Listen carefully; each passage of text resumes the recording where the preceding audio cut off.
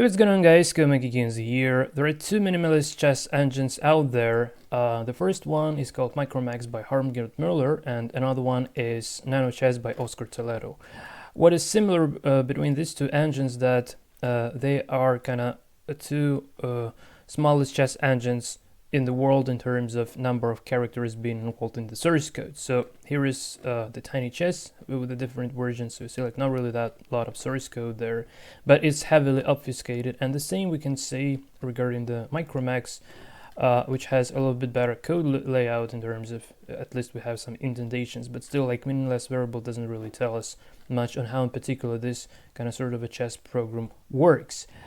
So in this video, we're going to be creating a chess engine that is based on Micromax by Harm Geert Muller. So literally deobfuscating this sort of a code, but not only deobfuscating in terms of providing the meaningful variable names, but also trying to strip all the nitty-gritty tiny details that makes it play better actually, but violates the simplicity of understanding of what's going on under the hood. So I really want to make the simplest chess engine possible, and I want to make it within only one video, believe it or not. So by the very end of this tutorial, we'll have this sort of a program. So I would be porting C code from Micromax to JavaScript. Well, actually, I've already done this here. And from Toledo Nano Chess, I've taken the GUI, which is literally the HTML table. So here is the GUI from Toledo Nano Chess.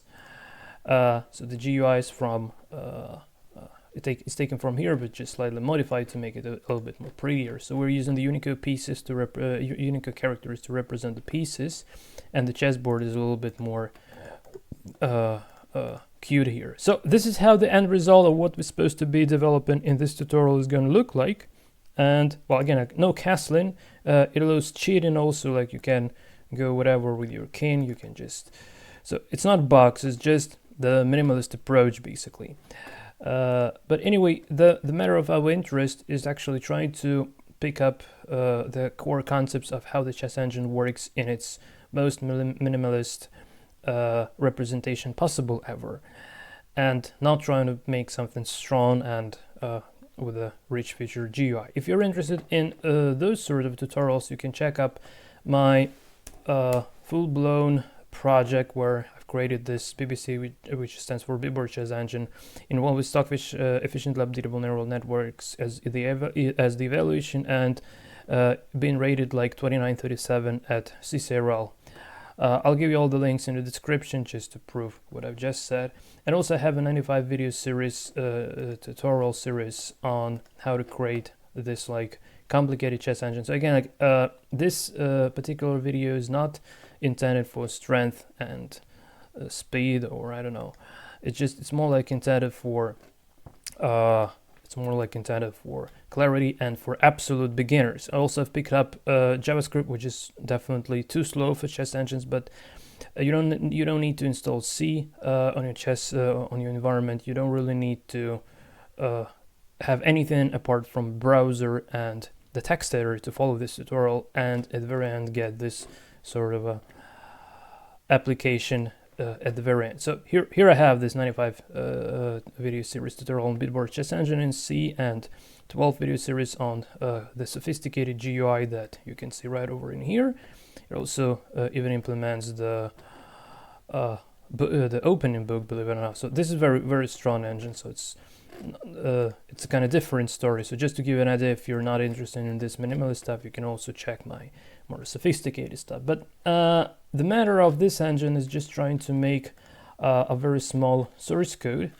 And well, assuming the commentaries, it would be a bit bigger, and also assuming that I would be obfuscating some complicated lines of code, it would take a little bit more code.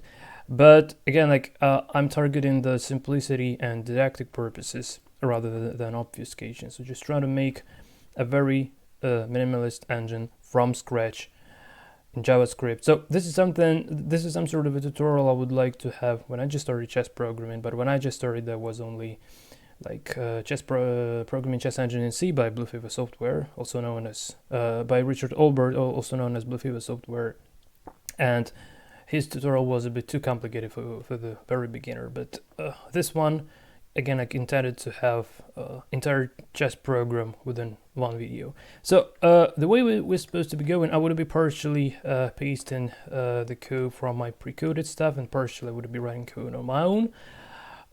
So here is the source code for what we're supposed to be writing in this video. It has lots of commentaries. I would be providing even more commentaries probably along the way. So this is the entire source, while the engine itself only takes only starts from here basically. No, sorry, from here. So this is the entire engine basically, and all this stuff just the helper variables. So without further ado, I think it's time to start writing some code. So if you're excited, buckle up and we begin. So the very first thing to consider, I want to create a new file, and I just want to call it chess.html. So our chess program would live in a single, I'm sorry guys, our chess program would live in the single HTML file, and within this HTML file it would live within the single script tag. So no HTML code at all, just the pure JavaScript. And well, I think that we need actually to run this. Okay, I don't need this part, and I'm pressing Ctrl+Shift+I to invoke my developer tools. Just would be printing the board and some necessary information right over there to make it clear like what's going on under the hood. So I just want to start with copy pasting this very first piece of code here. So what we have here, the board representation that is used in this chess engine in order to kind of represent the inner state of the chessboard is known as hexadecimal 88. The idea is very simple. We have 64 squares on the left and 64 squares on the right. The left side is used to have encoded pieces on board. So these numbers are represented the pieces. So this is like black rook, black knight, black king, white pawn, etc. And these values on the right are known as positional scores. So whenever pawn, say, goes to e4, it would score 30 points, apart from material, obviously. So material would be calculated separately. And in order to answer the simple question whether the move that we're supposed to be making is lies on the chessboard, so make sure it's not capturing like off board, we need to make the only bitwise AND operation to say square bitwise ANDed with hexadecimal 88 constant, and if the result value is equal to 0, that means that the square is actually on board. So very quite pretty simple. Now regarding the piece encodings, well, as far as we're now going to be using castling and peasant, we don't even need this virgin bit. So it's literally enough to have so let's just have a look at how the piece looks in binary. So just to give just to understand where these numbers are coming from, so it's better to have a look at the binary representation of these decimal numbers. So you see like this, so counting the bits, 1, 2, 3, 4. So this bit is worth of 8. So if this bit is set to 0, this means that it's kind of white to move. And if the next bit after it is set to 1, this means that it's kind of black to move. And we'll need the only bitwise operation like piece bitwise AND with the side to move variable in order to get the color of the piece. So again, like it's very tight way of knowing of what color the current particular piece belongs to. So also I have a little cheat sheet for the bitwise operators for those of you who's not aware of this. But again, like this is just the cheat for the future, and it will come more clear when it comes to the particular examples during this tutorial. So the very first thing to consider, the very first thing I usually start doing when writing a chess engine is providing the print board function. So we'll start with this sort of a print board, and let's say function print board, and I got used to C style of coding with this sort of a format, but let's try to keep the JavaScript format. even though it's a little bit uncomfortable to me. But anyway, so first we need to loop over board rows, and we say for variable row equals to 0. Row is, so assuming that this is an array, obviously we just loop over the rows and the columns, and then we'll use math to calculate the board square. So row is less than 8, and row plus plus, and the same stuff is needed to loop over board columns, and we have up to 16 columns here, but obviously we don't really need all of them. We just so now the next thing we need to make sure we're dealing with only with the squares that are on board. Let's say make sure square is on board. Yeah, but before that we actually need to define the square itself. No, guys, I'm sorry. I really can't go for this format.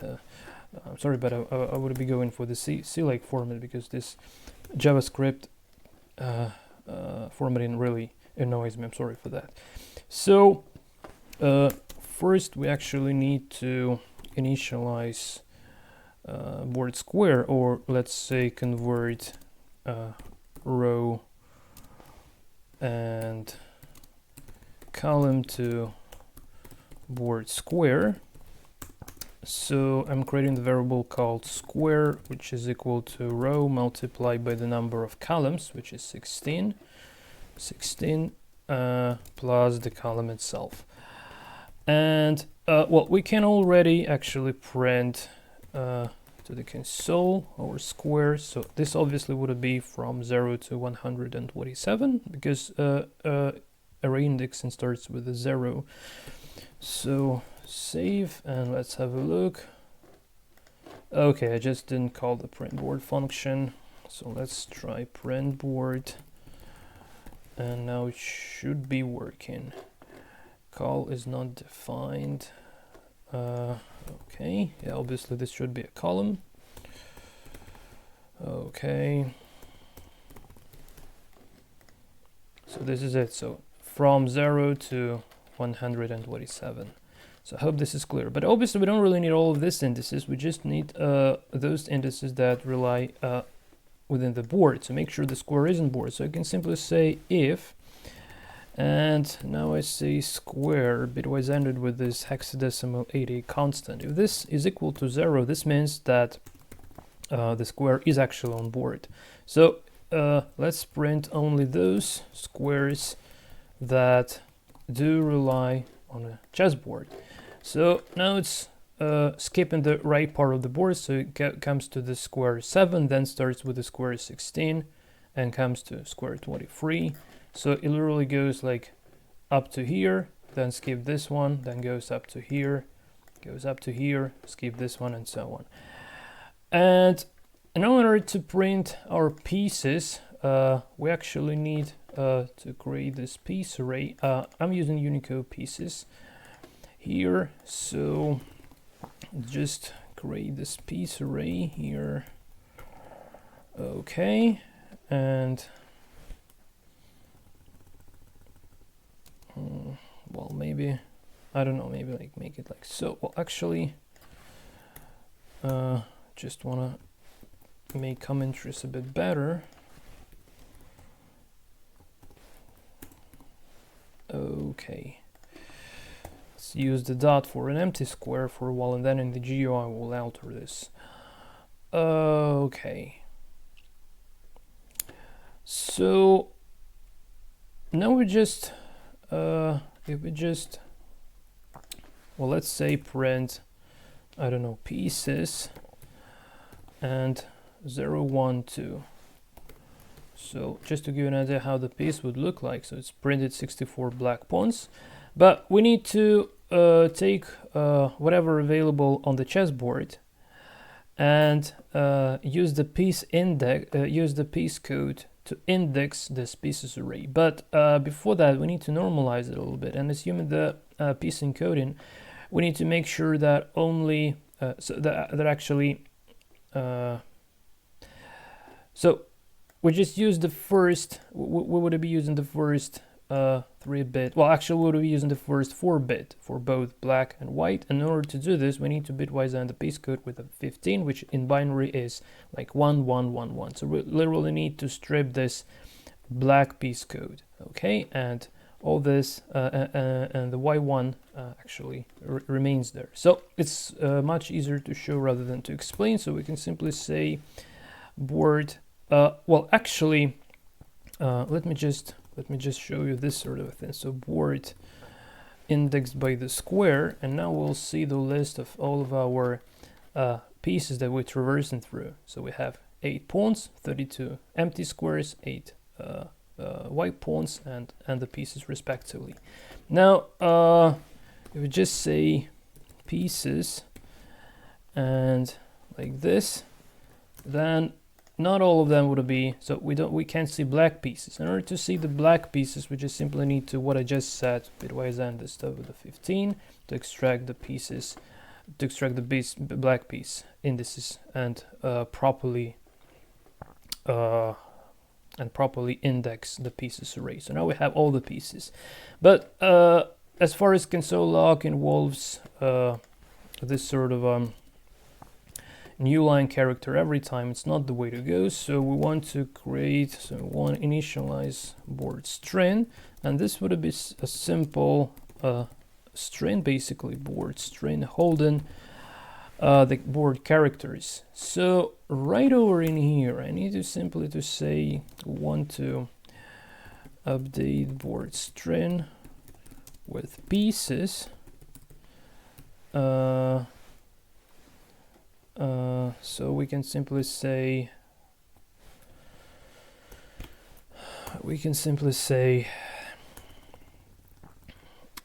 board string plus equals and the pieces here, and we can also have empty space just to prettify this a little bit. And here every time we come into the next row, we need to append new line character to board string. So board string plus equals and the new line character here. And eventually we want to actually print the board. So console.log, and I want to print my board string here. So let's have a look, and now we have the chessboard being printed in such a nice Q way. Okay, so I think this is quite pretty clear regarding the print board function. So this is just the helper function, which is not gonna be involved in the working of the chess engine itself, but just would be useful for some debugging purposes, just to show you the inner workings of the mode generator to make it a little bit more clear. So again, it's not essential to have this function to make our chess application work. Okay, so the next important and actually the core part of our chess engine is the search function. So search board position for the best move.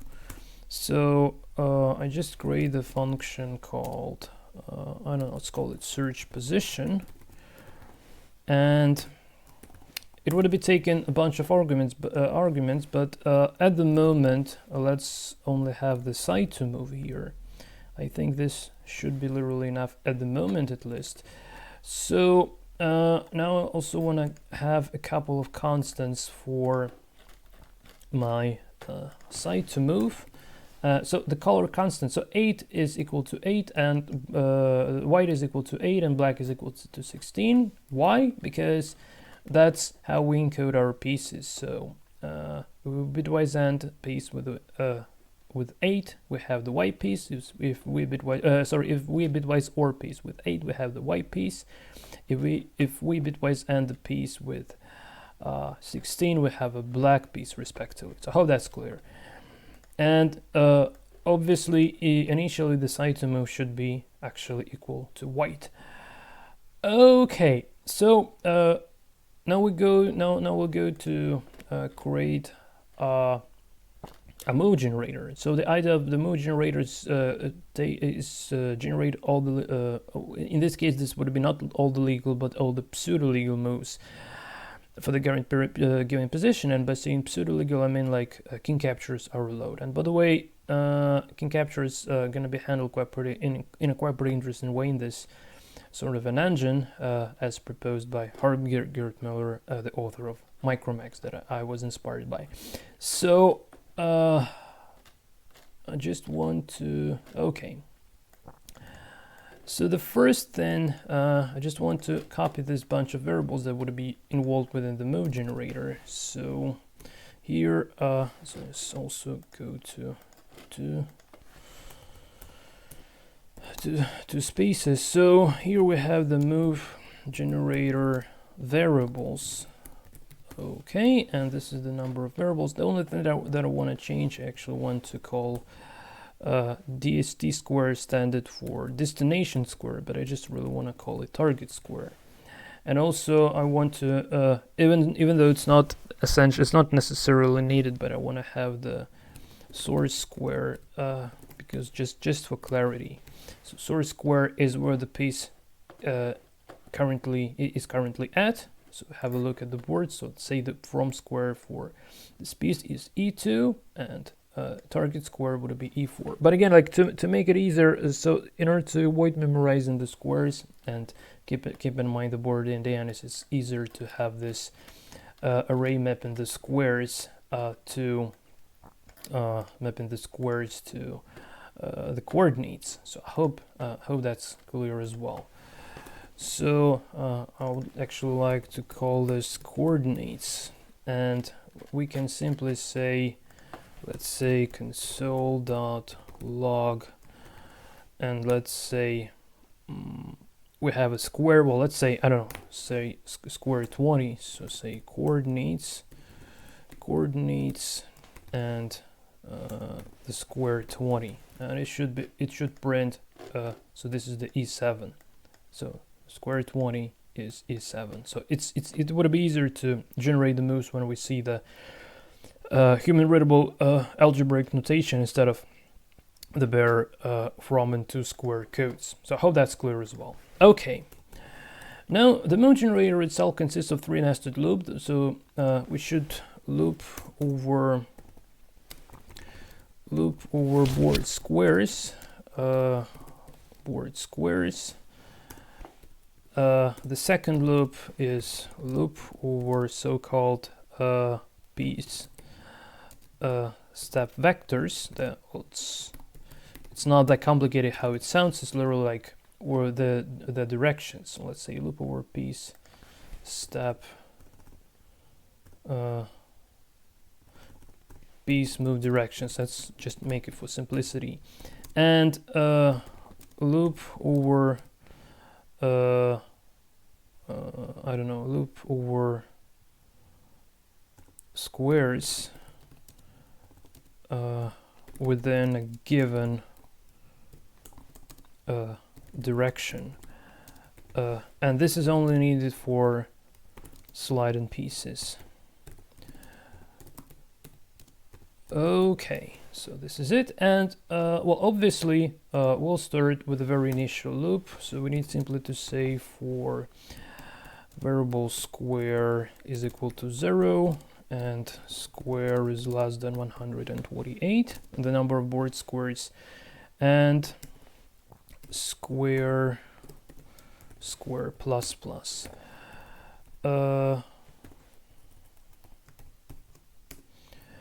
So the very first thing to consider, we need to again like make sure that square is on board. So we can say if and again like this square bitwise ended with a hexadecimal 88 is equal to 0. So this is what we're supposed to be doing.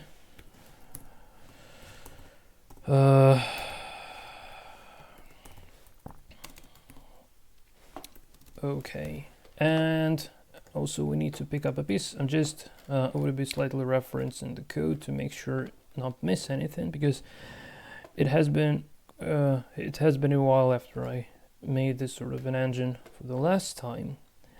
Yeah, and here the first thing we need to take a piece.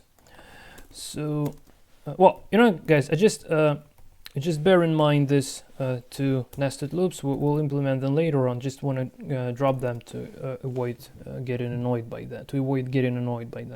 So first we need to initialize piece to move, and well, we already have this piece variable here. So piece would be equal to whatever is available at word indexed by the square. And if we just now try to print the piece, so say console.log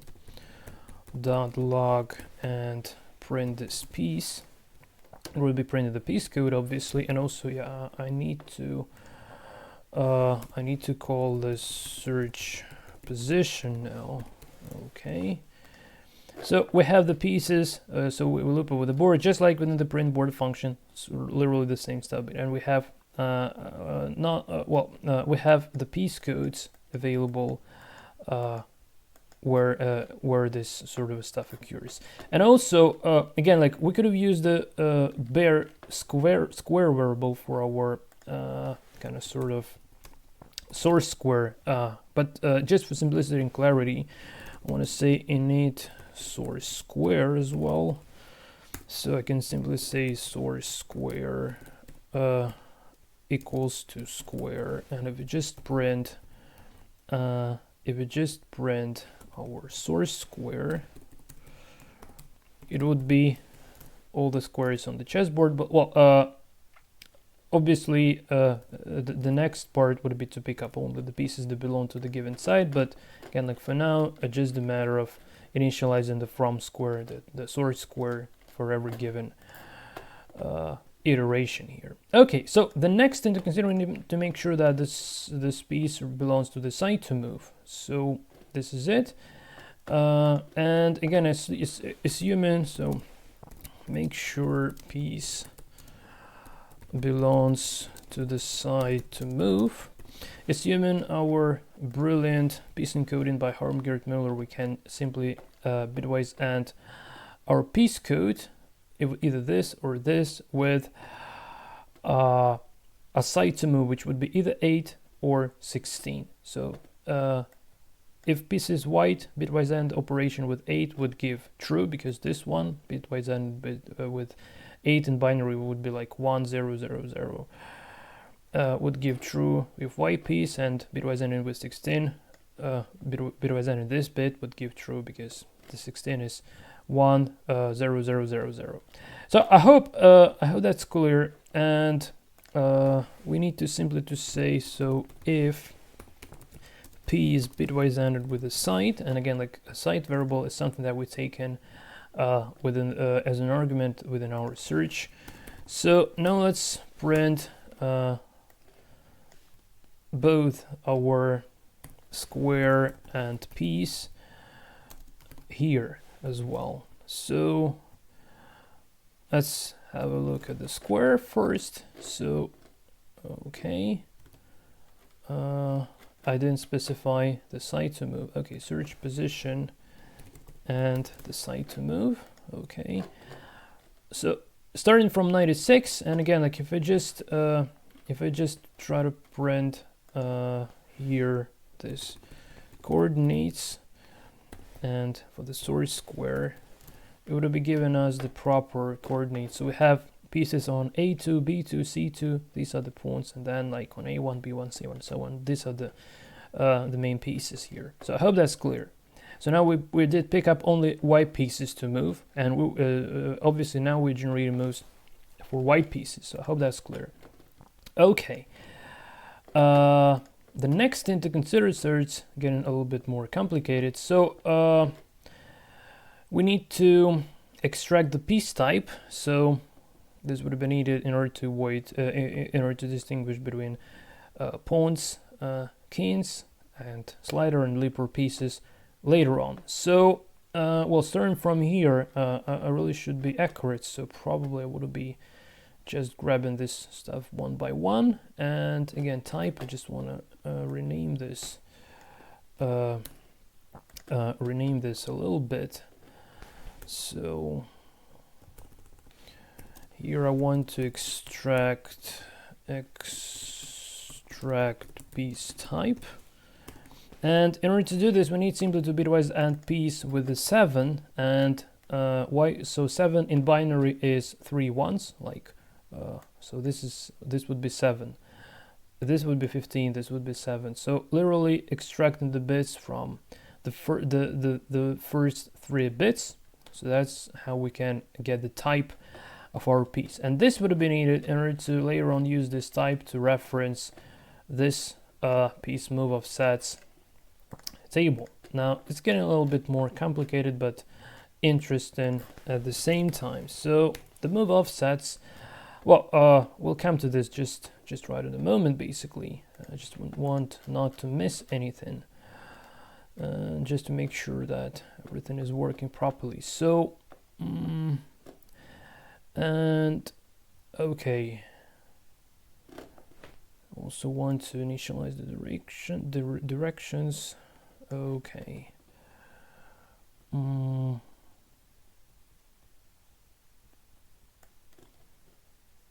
Yeah, and this one we just would print this one. So copy.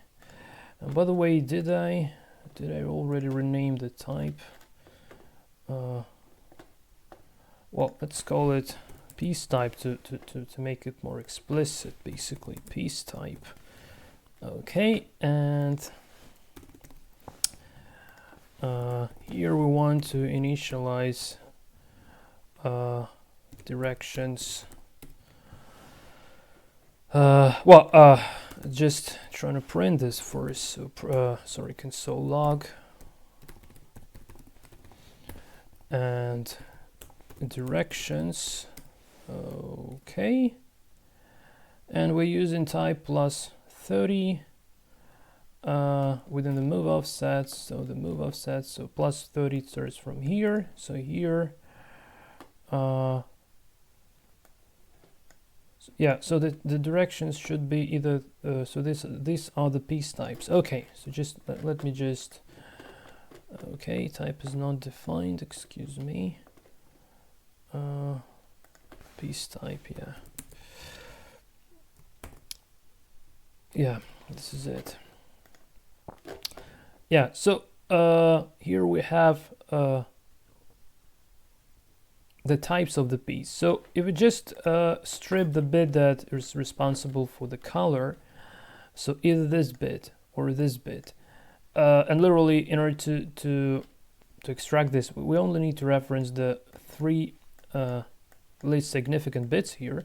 So with those bits, we have the piece type, and the piece type is the integer constant that we would be using in order to find the proper index within our move offsets to find the list of directions to iterate over for a current given piece. So again, like I would rather just do this and show using this console log stuff how in particular this is about to be working, and how that kind of makes more sense. So if we just try to, let's say I want to print, let's print probably the piece. Let's print pieces and the piece bitwise ended with 15 plus and then the direction. So okay, so for a pawn, so this is the type. What these numbers are, these are the indices that we need to reference in order to generate proper moves for our pieces. So let's say we want to generate moves for a pawn.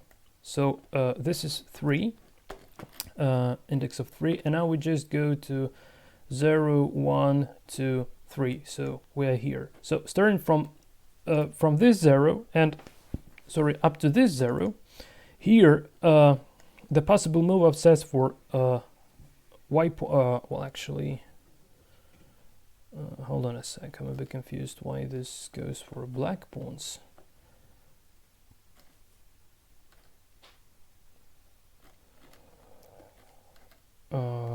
Well, it actually should be. Maybe I just provided the wrong commentaries here. That is also possible. So I obviously need to check that out. Okay. And now the next loop would be to loop over these values. Okay. So again, like, let's just go for this basically. Let's go for another loop, copy, and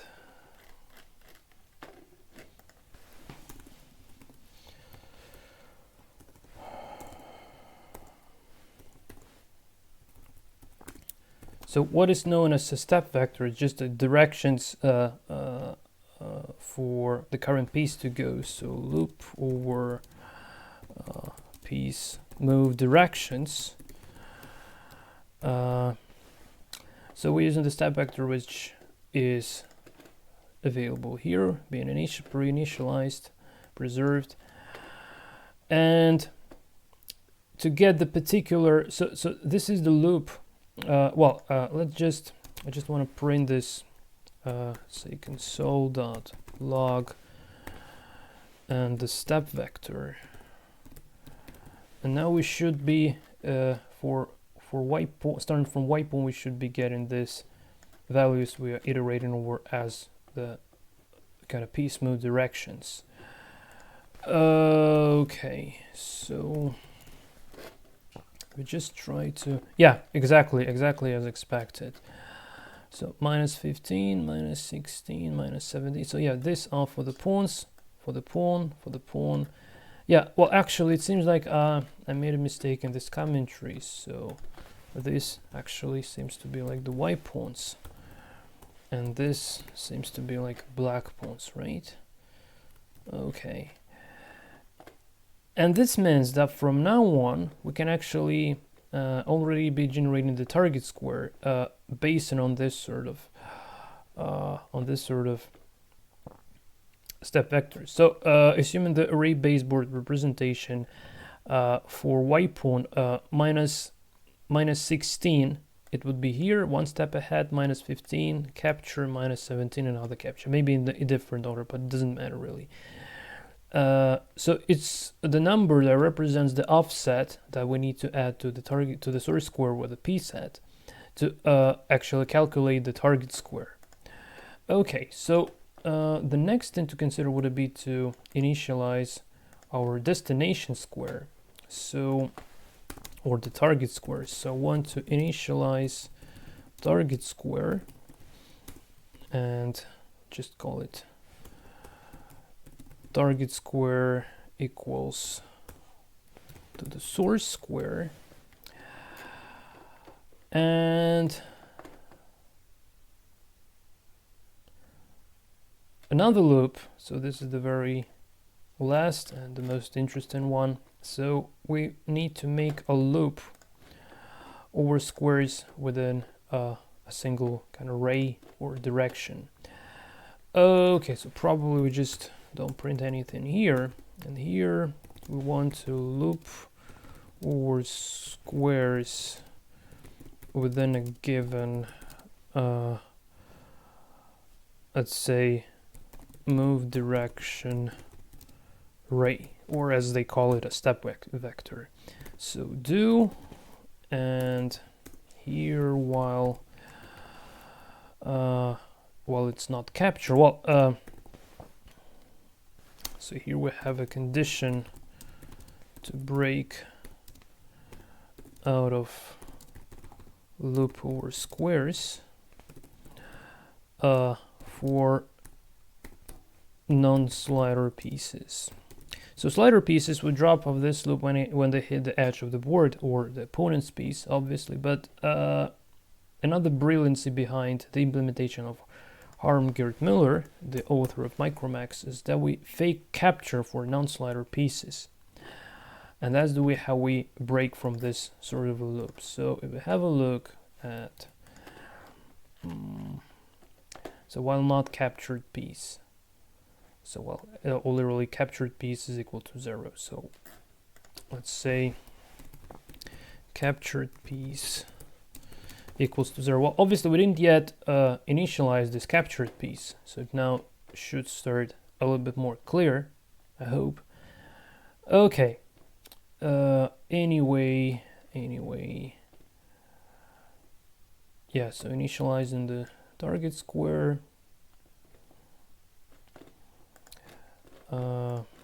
Yeah, so well, let's actually start by copy and paste. So here we want to initialize next target square within move direction ray, or a step vector. So I'm calling this target square. Okay, and we also want, well, I'm not gonna be doing this captured piece for now, just to show you this, how this trick of captured piece works. So first we'll just I think we can simply, yeah, we can just console log the from and to square for generated move already at this point. So console dot log, and I want to print that, so move, and the move that we've generated plus actually we want the source square, and plus the target coordinates source square plus coordinates and the target square.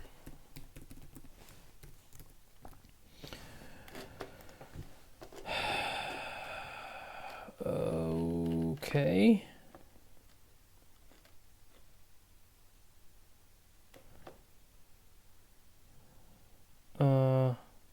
Yeah, it's just probably because going off board. But anyway,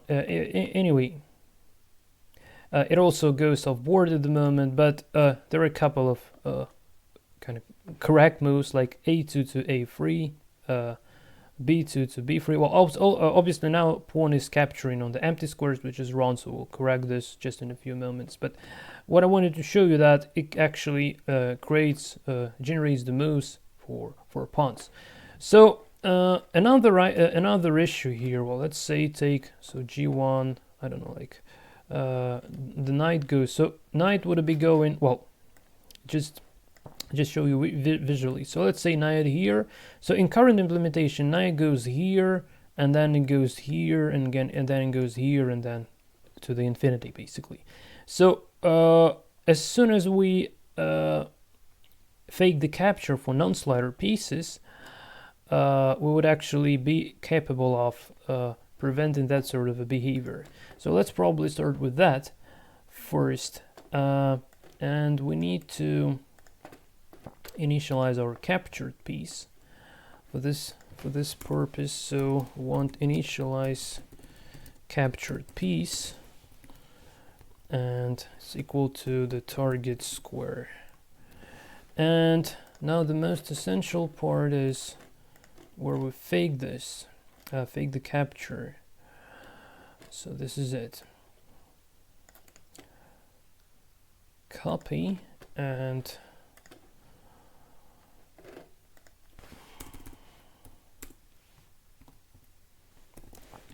want to fake capture for non-slider pieces. Now how it works, so if piece type is less than 5, literally means if the pieces are pawns, king and knight, kings and knights. So all the pieces that are greater than 5 would be that would be the type of literally sliding pieces. And also I just want to say piece type here, obviously.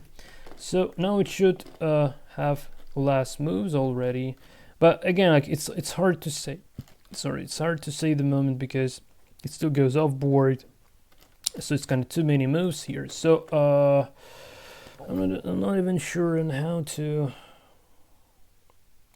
It's just kind of too much of things basically. So well, probably let's actually drop this at the moment and first try to filter the moves by more valuable conditions, like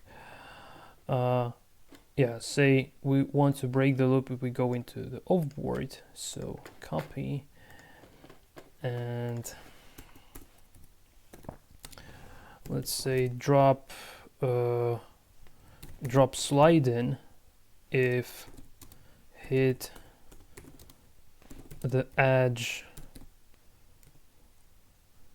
of the board. So this is it. Now it should already get rid of this undefined stuff. Destination square is not defined. Yeah, obviously it should be the target square. Okay, now we got rid of those unfortunate undefined stuff. Okay, so hope this is nice. Well, probably I could have just print this. So what's the pawn type?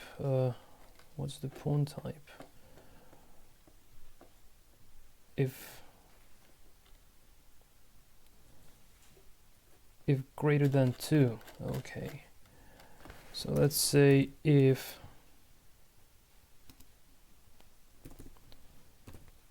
piece type, just don't really want to print I don't really want to print the pawns, the moves for pawns at this moment in particular. Yeah, it now generates the moves for rook as well. So you see, like a1 goes to b1, goes to a1 to a2, goes to d2. Yeah, it's kind of too many moves at the moment. Well, okay, so okay guys, just probably just don't have time to show all the stuff. I'll just be adding this conditions one by one until the mode generator actually works correctly.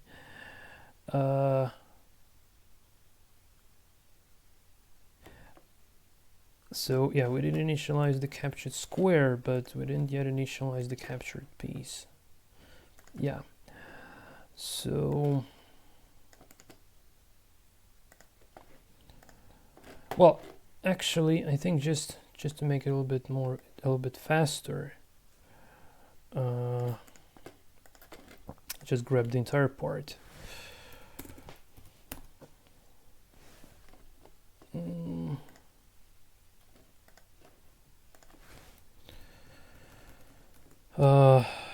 Just get rid of the line that is responsible for returning the mating score when we capture the king, basically.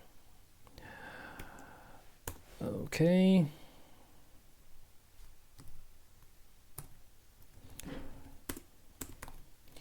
So here are just a couple of conditions. So this line is needed to make pawn capture only diagonally and to make sure that there is a piece, so it's not going to be capturing the empty squares. We want to prevent our move generator from capturing own pieces, and here we simply want to generate captured piece. Okay, so let's have a look. Now the move list should be much better. Type is not defined, so obviously this is the piece type.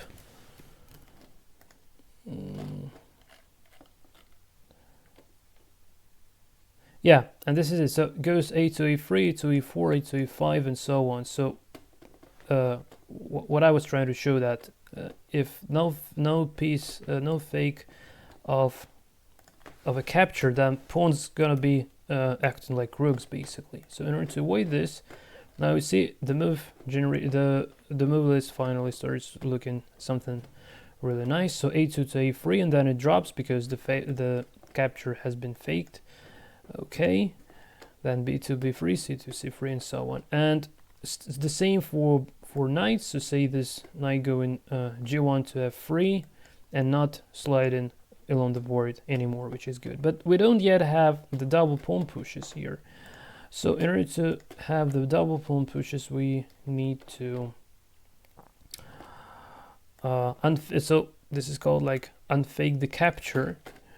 It's a little bit complicated concept, but this is only line of code, believe it or not. So makes the trick. So if we have the type of if we're dealing with a pawn, so we need to say piece type, by the way, and if this pawn is located on either second or the 7th rank, so this is the expression by Harm Geert Muller to make it really in a fast and a bit obfuscated way, but still. So what I want to say that after, okay, destination square,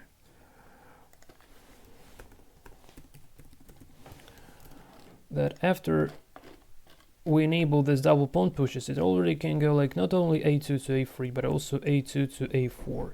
Okay, and the same would be equal for basically for the black pieces as well. So if we just try to make it like side, where is my side?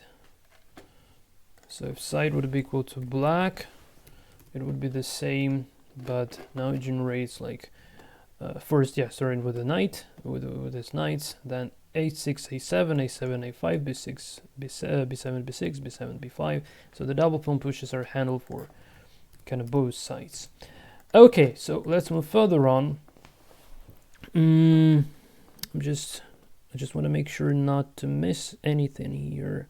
Yeah, the next thing to consider would be the matter of making and unmaking the moves, and yeah, also this promotion code. Okay, well, probably first let me just uncommand this.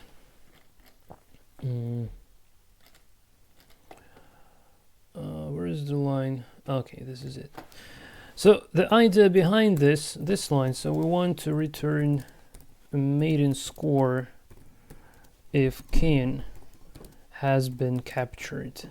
Well, obviously it's not allowed to capture the king, but in this sort of implementation we use the king capture as the signal to mate, actually mating position occurs on the chessboard, which is quite pretty handy. So return maiden score if king has been captured.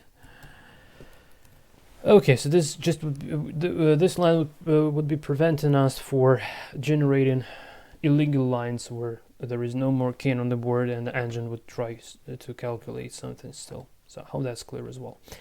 Now a very interesting and literally kind of essential part to consider would be to make the move and take it back, because would be involving so-called recursive call every time within this move generator, depending on the depth.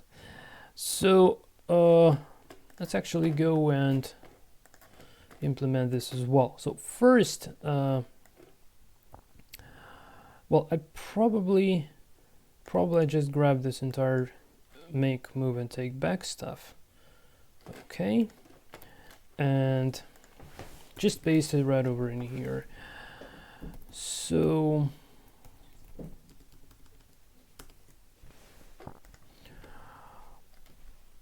what do we need to do? So we erase the captured square, erase the source square, and the target square would be equal to the piece that we're currently dealing with. So this should be called target square. This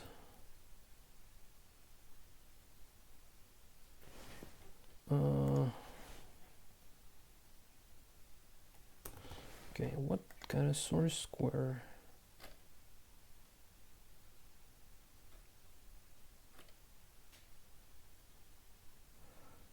Hold on a sec. Hold on a sec, maybe I just forgot something, like where this...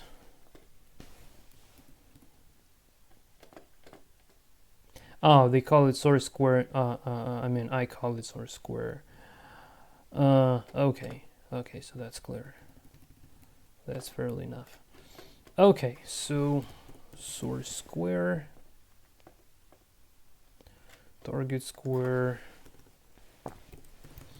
source square, target square. It's called search position.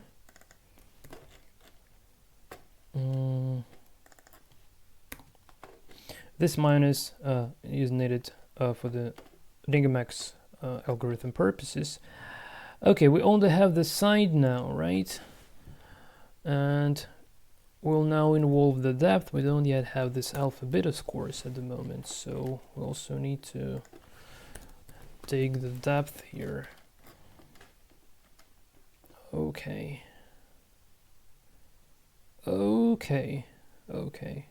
I just want to make it work first, and then I will quickly command through the code. Okay.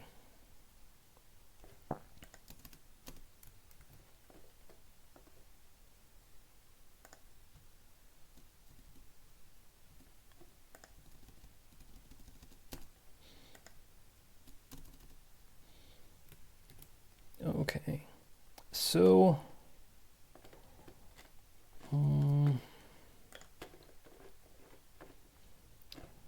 type is not defined.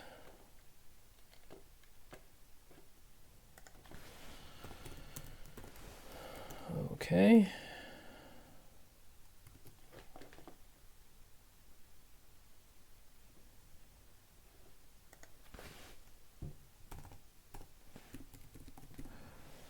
Target square.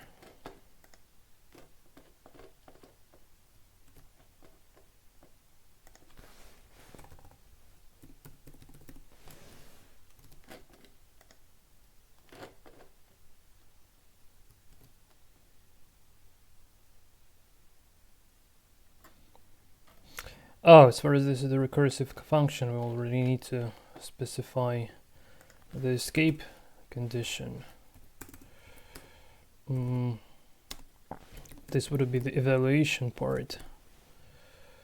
So if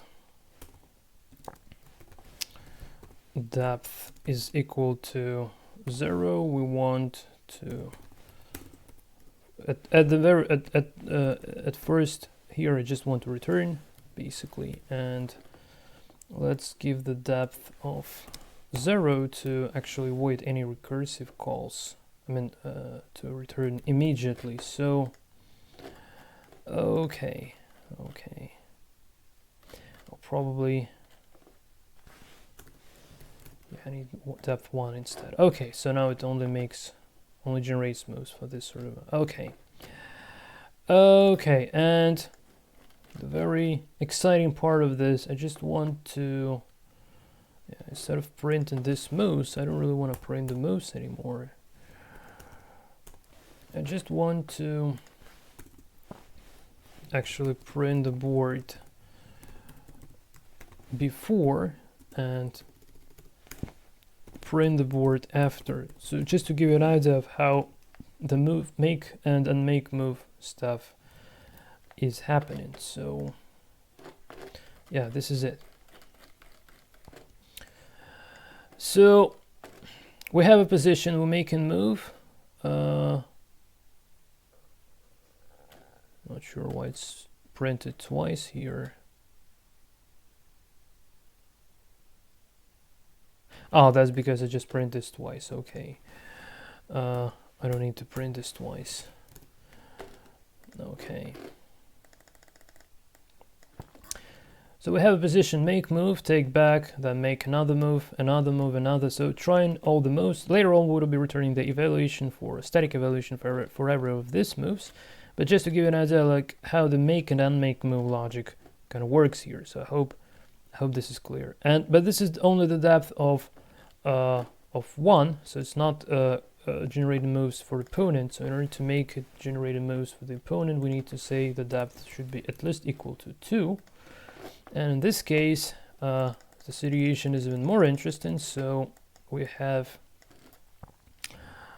we just made a move, and then we're making the moves for the opponent. You see, like now for this move, we're just trying the responses for the opponent, and later on again, like we would be evaluating these responses as well.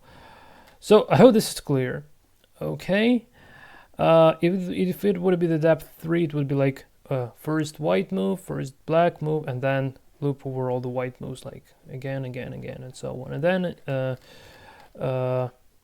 it happens for every kind of move possible. Again, assuming that we don't have full-blown promotions and only queen-only promotion, which I will cover just right in a moment. Assuming that we don't have peasant captures and castling, it's kind of impossible to test this move generator whether it works correctly. But again, like Harm Geert Muller actually made a chess program that plays quite pretty nice chess, and we know for sure that it works. But for more complicated move generators, we need to pass so-called perf test, which has the already known number of nodes to walk through for let's say this starting position from for a current given depth. So for depth 1 it's 20 nodes, for depth 2 it's 200 nodes, etc, etc. I don't remember the full values by heart, but anyway, just to give you an idea. And again, like if you're interested in this more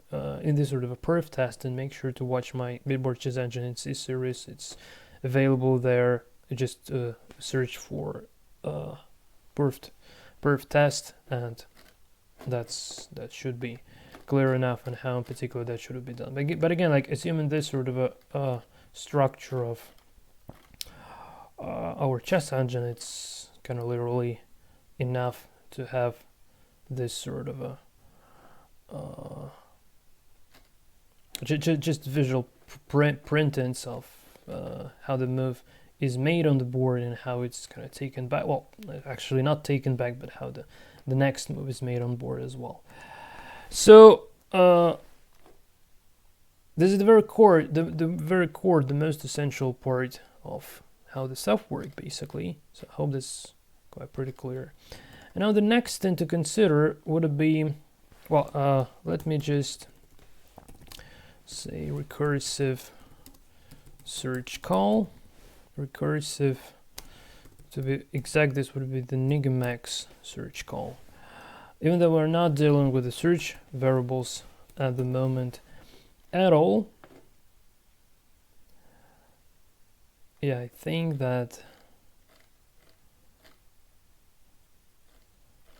this is just quite pretty fine.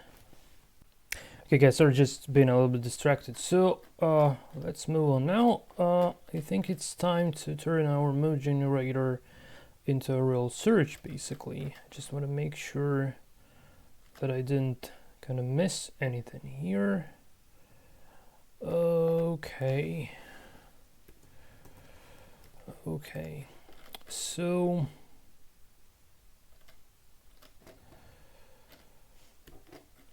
the only search related part.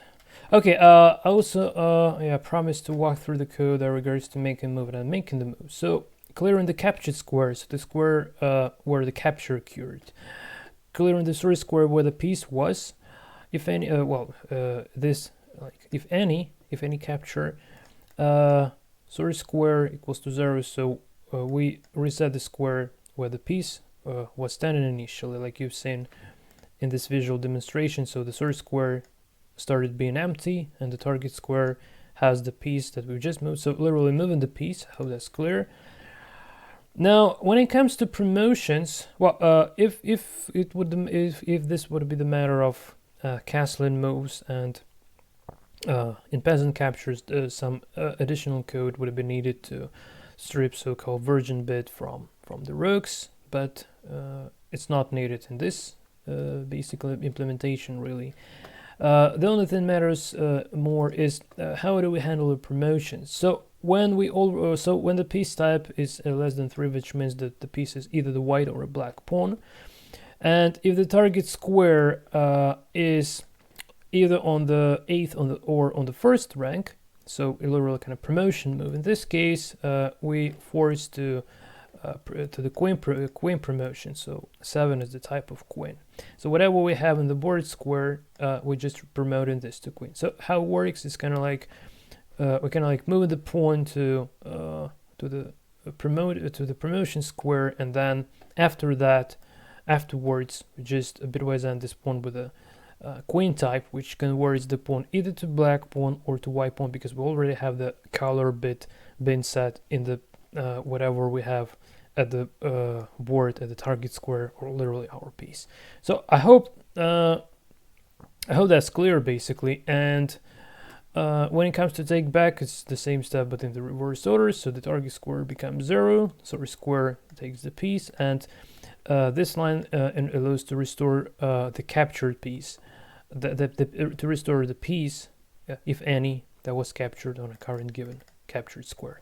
So I hope that's clear, and I think this is regarding the move generator. And the next thing, so the only thing that regards to search within the move generator is this, I call it alpha beta stuff, so basically alpha beta scoring to be exact. Okay, so we need this temp source and temp. Okay, this variables, and just want to make sure not to miss anything.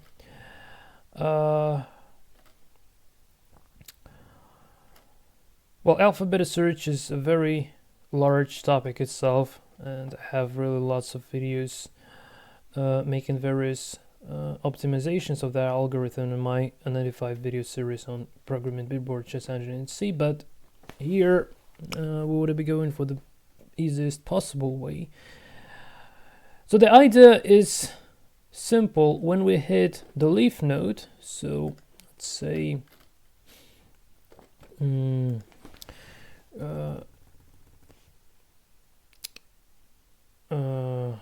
so we are in the leaf node, so no more search is available, so kind of reaching the point where we need to return the evaluation. So here we'll be making our evaluation, but well, actually first, yeah, let me just grab the code that regards to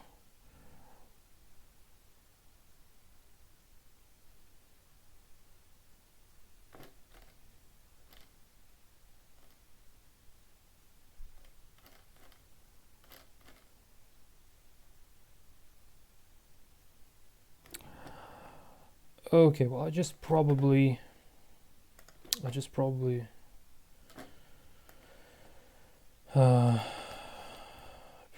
just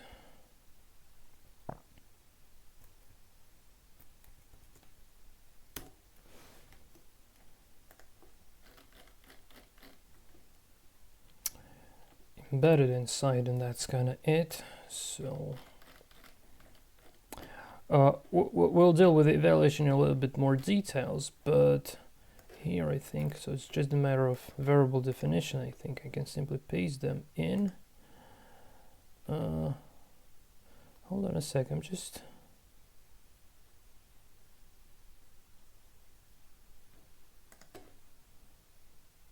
no, I don't even need to. Yeah.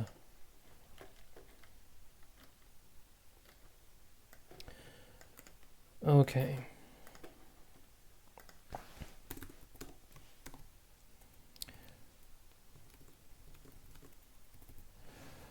So what are these values? Okay.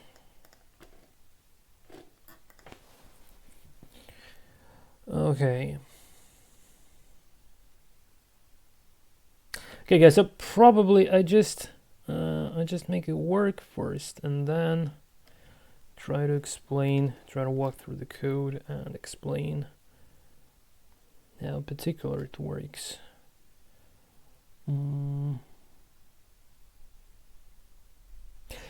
This engine, so there are kind of two types of alpha beta frameworks, so-called fail hard and fail soft framework. And this implementation uses the so-called fail solve framework, which means that the score might go beyond the alpha beta bounds. I understand that without an idea of what the alpha beta bounds are, it's a little bit tricky to understand what I've just said. But don't get confused by that. It doesn't really. It's not that big deal as it sounds. So I'm just thinking like.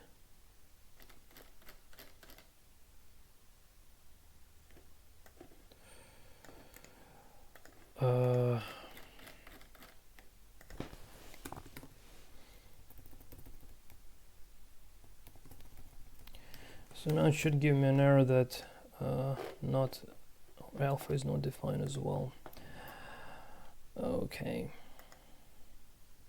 Okay, guys. So let's try to start from the very beginning. So the very first thing we need to add to our search position function is a couple more arguments, which are known as the alpha and beta. And alpha and beta are the bounds. So alpha and beta are the score bounds we're searching within, basically. And the idea of this algorithm is to prune those lines that for sure leads for losing position. So let's say we have a position where we're losing a queen. So if we already queen down, no need to search this sort of a variation any longer. We can just return the score already, because we know that without the queen we won't really be better. So that's the idea behind this alpha beta pruning. So alpha is the score for the side that is maximized in the game, and beta is the variable for side that is minimized in the game.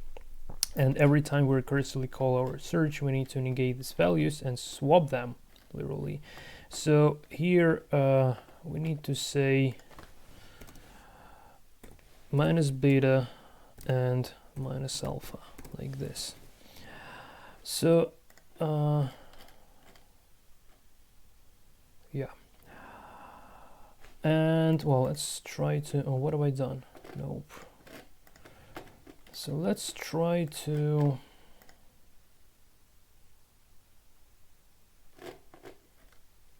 well, at the moment, yeah, well, let's say return 0 for a while. At the moment, our search position should already be returning some sort of a numeric value, which is the evaluation of the position. So it's undefined for some reason. Hold on a sec. It should be given. I'm not sure. I don't understand why it doesn't give the error for this source.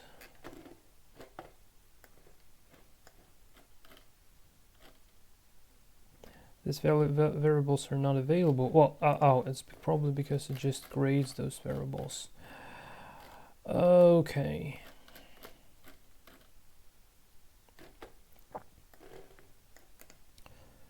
Copy. So what do we need? There is a little issue behind the alpha beta search. It only returns the best score for whatever move it finds. But the problem is that we also need to associate a particular move with that sort of a best score. And that's the reason why we need to keep track of these variables that I call best source and best destination. Well, actually, I don't know, I could have kept them basically. Could have renamed them. I don't know.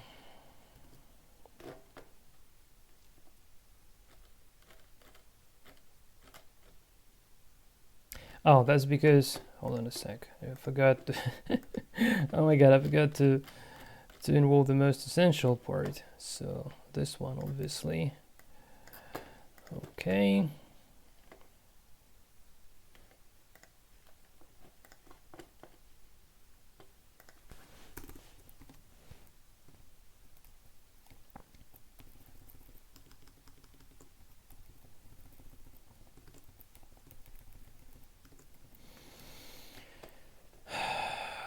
Okay. So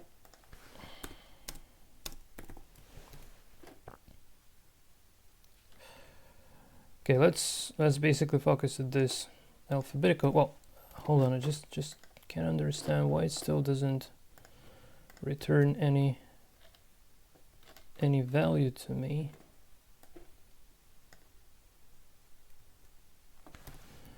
So let's create score.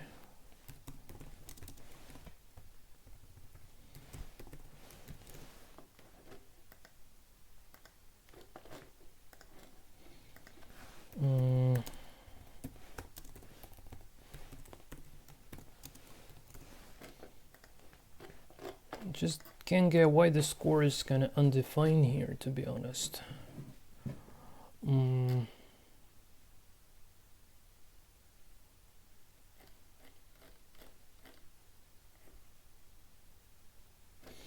Just wondering, does it still work? Yeah, it's with the same source.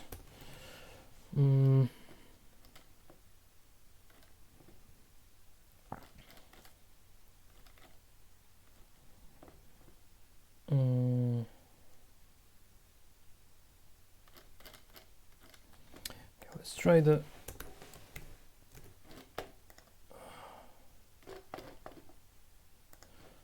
this is so weird. Why do we have the score?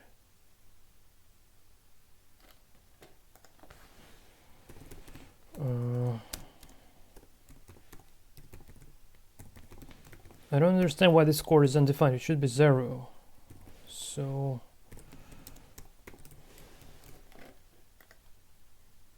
20 leaf nodes for every single move. This is correct. And so what's wrong with that return value?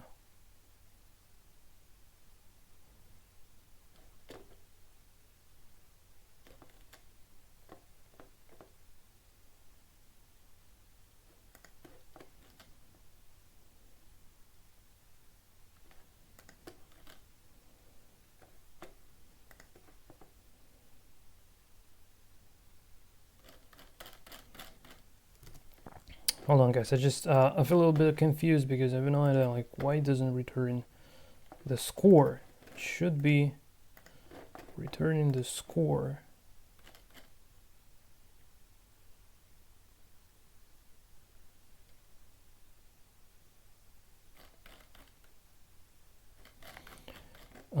Okay, so let's make a dump then, so return 0 immediately. Okay, score is equal to 0, good. So it does, what's kind of happening?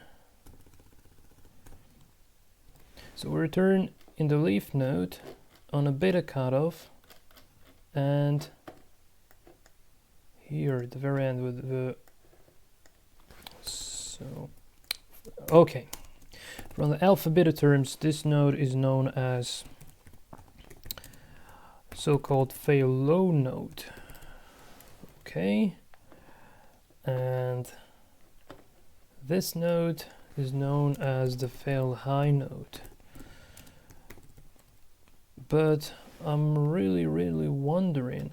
Oh, that's because, okay, it returns undefined because I didn't specify the minus infinity and plus infinity values. That's the reason why it happens.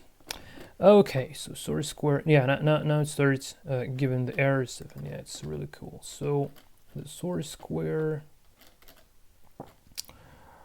so where's the error again? Like 195. Yeah. So let's say it's source square, and let's call it target square. Okay, temp source and temp destination. So where do I have this? Where do I have them?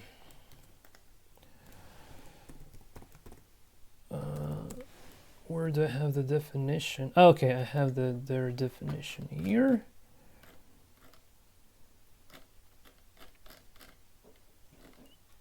Okay. Yeah, here they are. So let's call it temp source, temp target, and here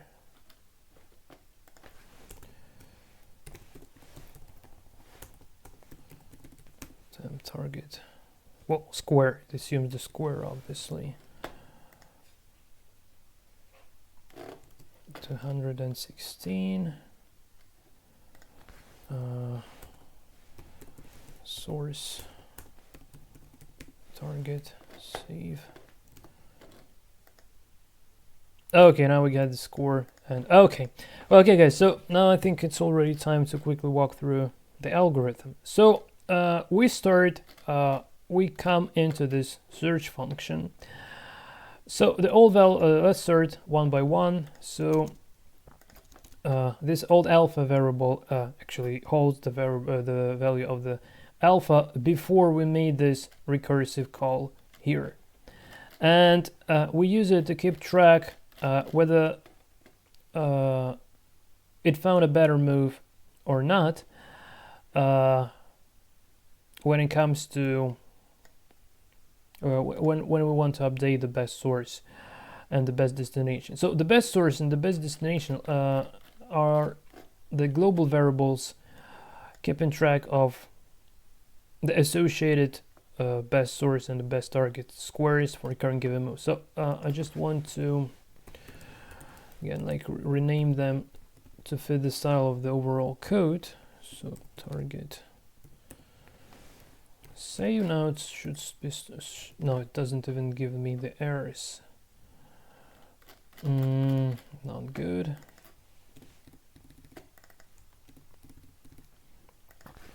So best source and best target. And apart from printing the score, we also want to print the corresponding move. So let's say move. Let's call it's been considered as the best move basically. Plus and coordinates indexed by the best source plus coordinates indexed by the best target. Now it should be something like A2, A3 because it should be considering the very first move because we don't evaluate anything yet at the moment.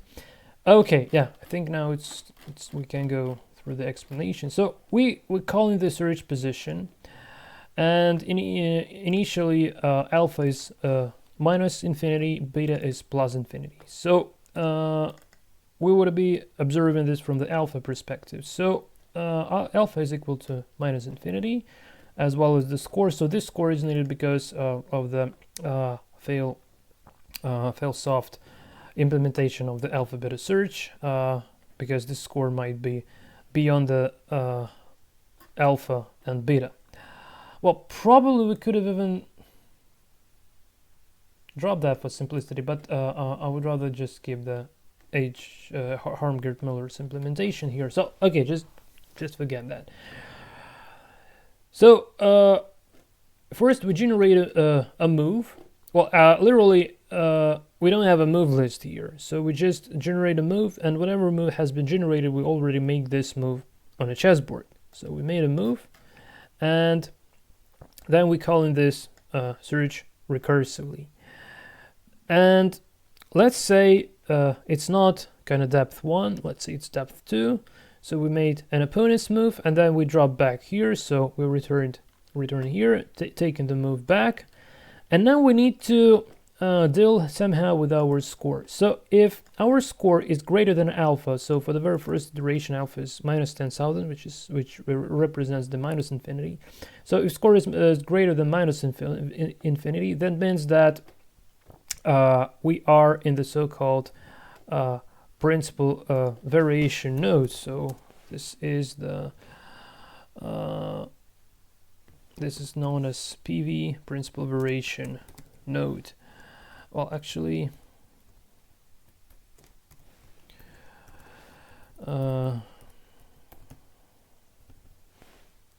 principal variation node here.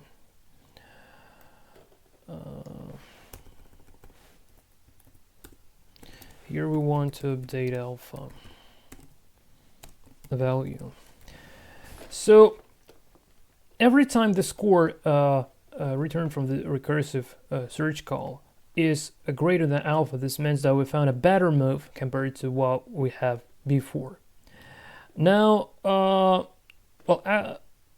mean, like, traditionally this beta cutoff is not involved within this alpha condition, but this is done just for an optimization purposes.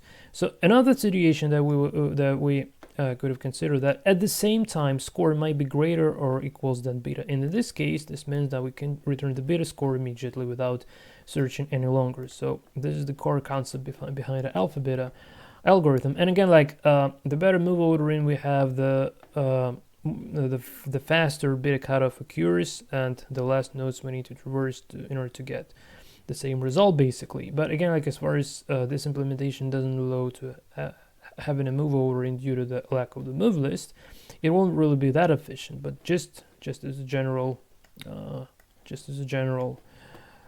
consideration, we're doing this here. So and every time the score is greater than alpha, we set alpha equals to the score.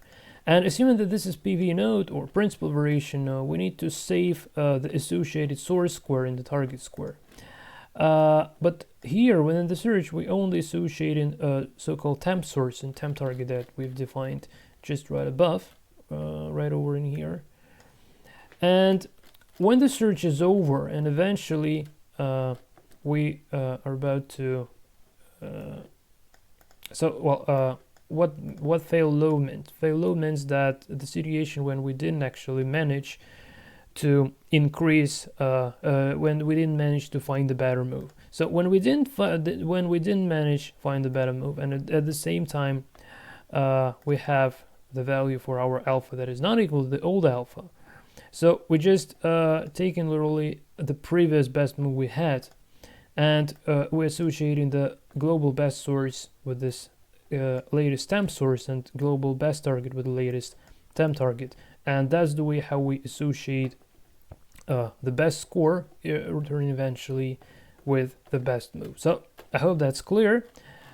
Again, like, to have a better understanding of alpha beta algorithm of the minimax algorithm, nigamax to be exact. This is the version of with the negating the score.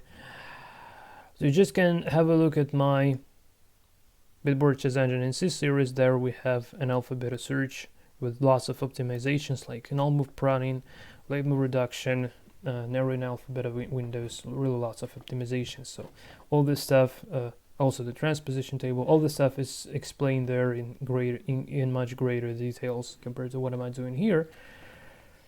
So this is kind of it, I think. Is it? Yeah, I think this is it.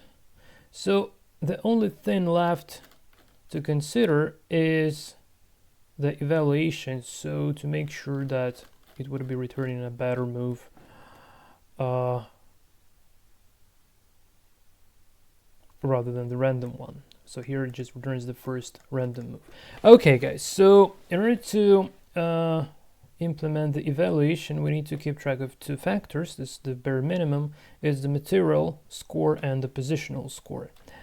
With material only score, it would be also capable of playing chess, but it wouldn't have no idea where to develop its pieces, while positional scores actually gives an engine an overall idea of where to develop its pieces, literally to the center, basically. So I just want to drop to, we already were at,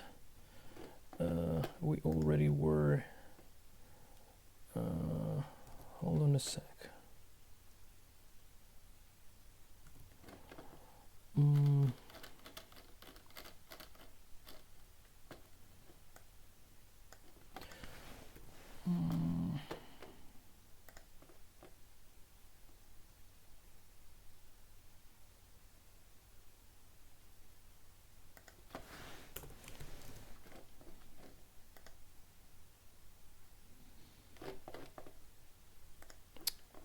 Okay.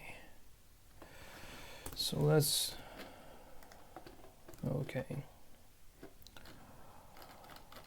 I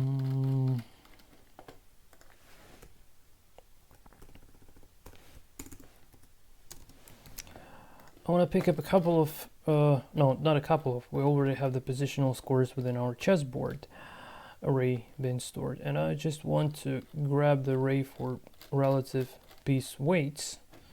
This is it, piece weights, copy, and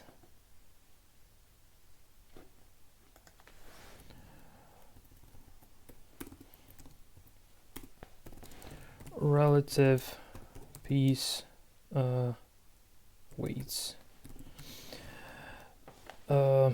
Again, the mapping of this array is exactly the same as we have here for our Unicode pieces, and just to give it a little bit of an idea of how this works, I'll provide this little cheat sheet, this little cheat part, and let's better place the weights right below this pieces. So just to show that the mapping for this pieces is the same. Okay, and now we can reference piece weights array just like we've referenced the pieces array to get the proper weight for a current given piece on a chessboard. So without further ado, let's go for implementing our evaluation functions. So the very first thing to consider, we need to, well, actually, well, I could have split this into a separate function just for debugging purposes, to make it debug a bit easier. Yeah, I'll probably do it like so. I will implement this. So well, let's not search, let's not log anything, and here just deal with our evaluation. So static evaluation, then we'll bring this code into the search itself. So first we need to loop over board squares, and I simply say for variable square equals to 0, square is less than 128, and the square plus plus. Okay, and we need to, again, like the same stuff, make sure square is on board. So if square bitwise ended with a hexadecimal 88 is equal to 0, in this case we want to first, let's calculate material score. So well, at first I just want to, well, let's also initialize the piece. So piece would be equal to whatever is available on board square, and well, actually so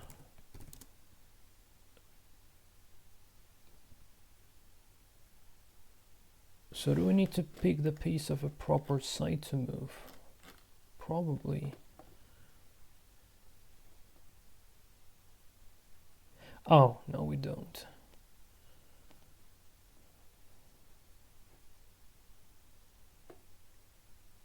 So just if the piece is, if the piece available, make sure piece is available. So if piece, which means that it's a non-zero value. So if that would be an empty square, it would be equal to 0. So we don't come into here, can come in here. So, and here already we want to calculate the score. So I just want to console.log and piece weights indexed by the piece. And I think that we need to bitwise end this with 15 because of the same reason we've been doing when it was the matter of printing the pieces. So now it should be printed the scores respectively for all the pieces we have. I'm a little bit, yeah, actually prints, yeah, it covers all the pieces. Yeah, sure, it have it. So this is the black rook score. So black has the negative score, white has the positive score for pieces. So it's black rook, black knight score, black bishop score, queen score. King has the score of 0 because we're not about to exchange the kings, so don't really remember. Is that the exact implementation we had?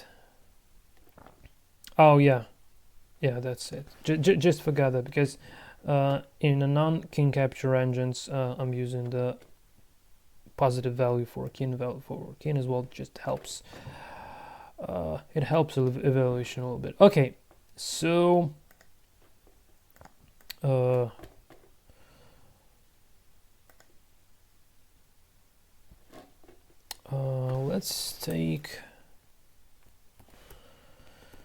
let's create the material score variable. That would be plus equals piece weights, and just need to no, not like this, just the score.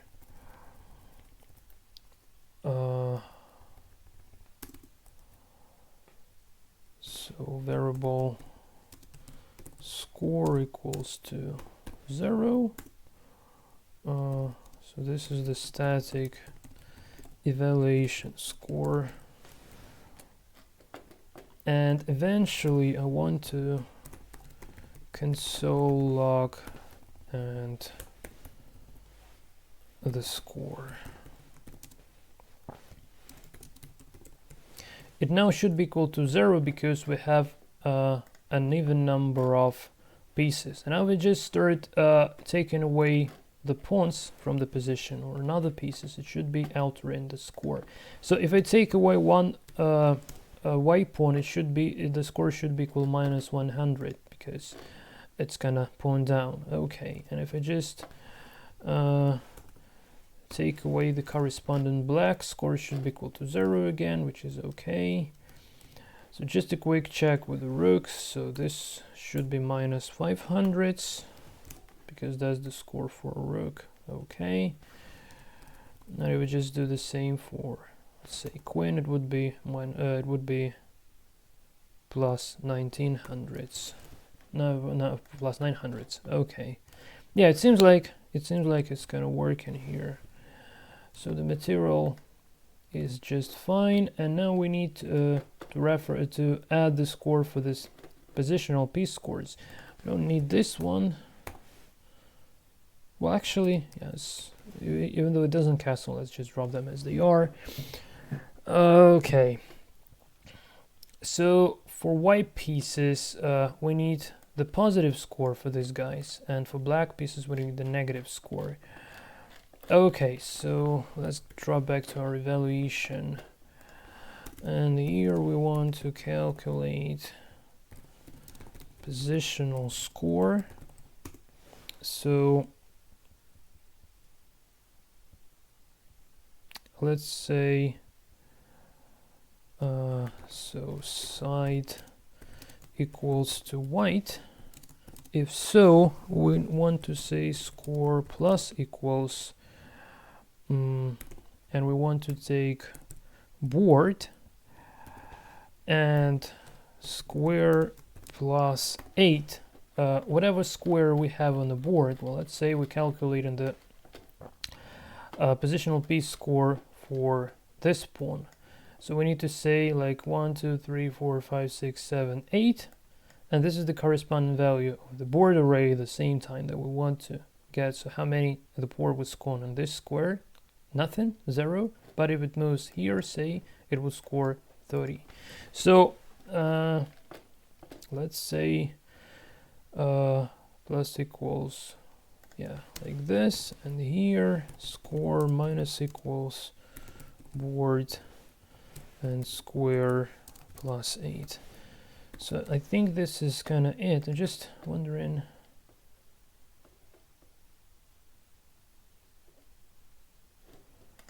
do I really need some extra parentheses? I'm not sure. Okay, so, and also depending on the side to move, would it be returning either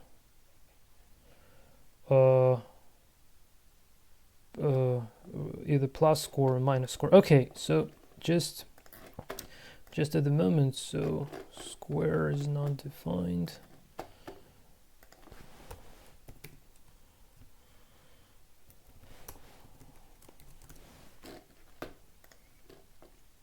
Okay, something has gone horribly wrong. This position should be 0, not 70. Oh my god. Maybe it's really the matter of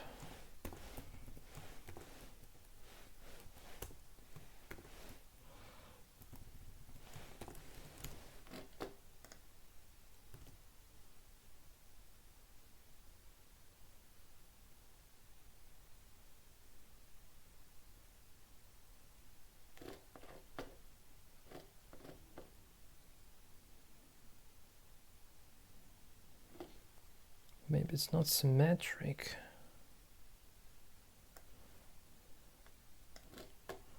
No, it's totally symmetric.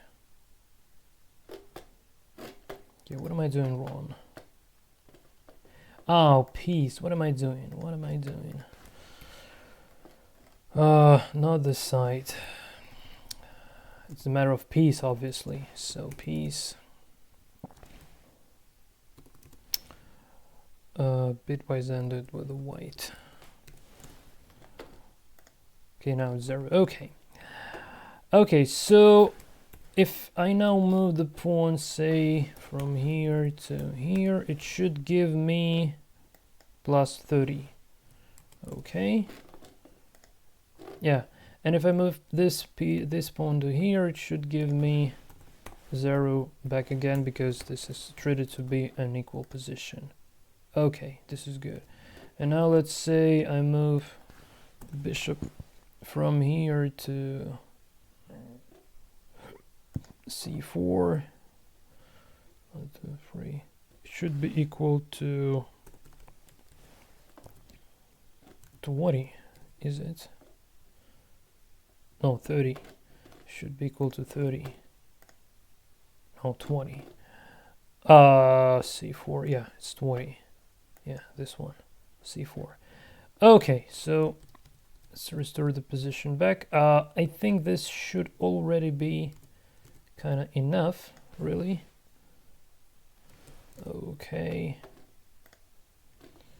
Okay, and the very last turn, if I did have the very last turn is to embed this within a search.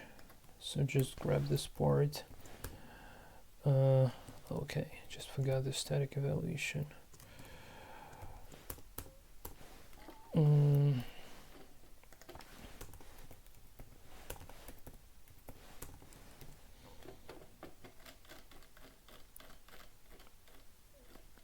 Okay, here, paste.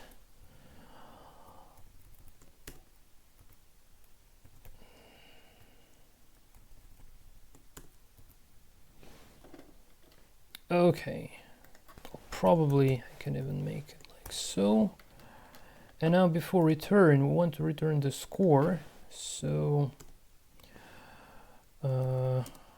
return positive score for white and negative for black, because white is maximizing and black is minimizing. So return, and yes, I just want to check this, triple check side is equal to, yeah, so if side is equal to white, we want to return score, otherwise minus score. Is that correct? Oh, I also need to aggregate.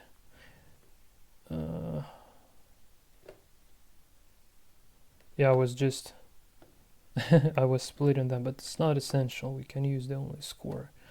Okay, okay. Not site plus plus, site equals. Okay. Okay, hold my breath, and now I should return to move d4. Okay, but score is a little bit too high. Hold on a sec. Should be 30.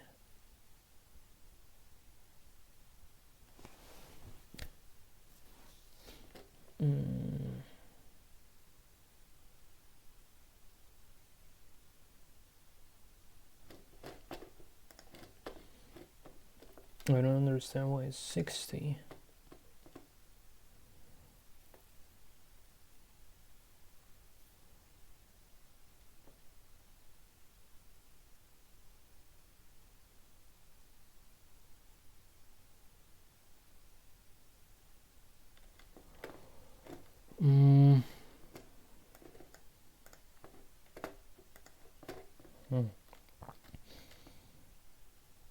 It should be 60. It should be 30, not 60. Okay. Oh, maybe. Hold on a sec. Does it depend on the depth?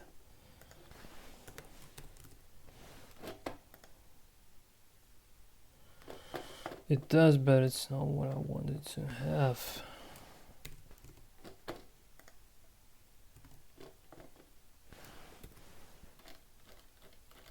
Okay, guys, just hold on a sec. I just want to make this little experiment. I have no idea why.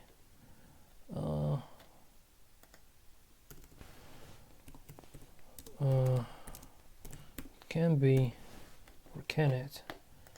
So let's say material, positional, positional.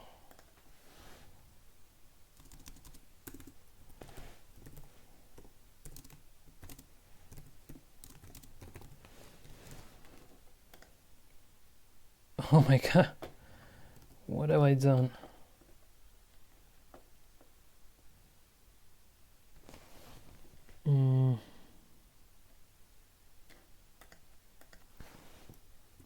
Oh, that's because I want to make them equal to 0.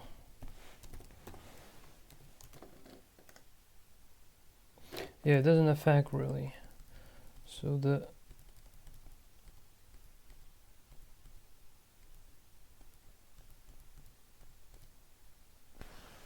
issue is relies somewhere in a different kind of place. Okay, guys, and just I'm sorry, I just really want to check this with my cheat sheet, because maybe it's the same there. I was thinking that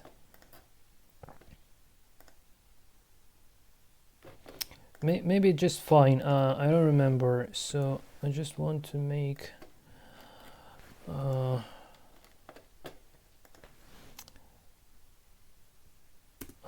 so what do I want to call?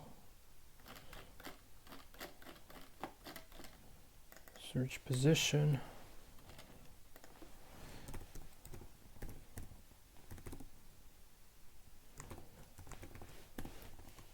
Search position side 1.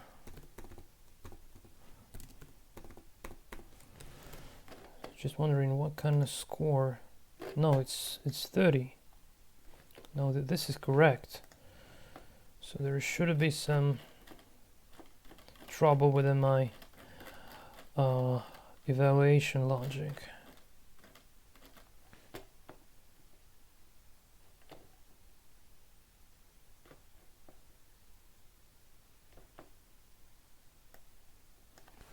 Yeah, probably, hold on a sec, probably the material should be calculated correctly. It's the matter of the positional scores. So just want to compare this line.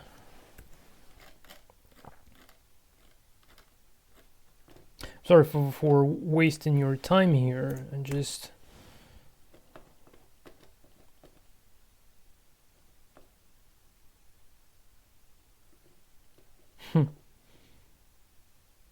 very strange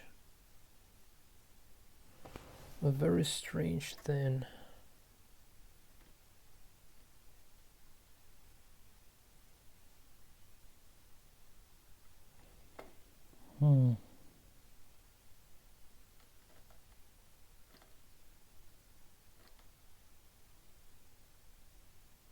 Okay guys, just pause the video. I need to make sure what's going on here, then I'll get back to you just right in a moment.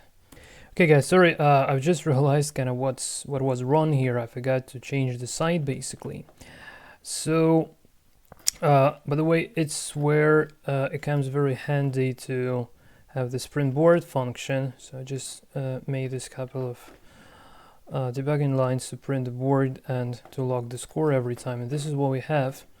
So just I see like it makes a second move by the white piece, which is obviously horribly wrong. So in order to resolve this, we need to say hold on a sec, but we already have this change the size stuff. So this converts 16 to 8 and 8 to 16, while subtracting the side from the constant of 24.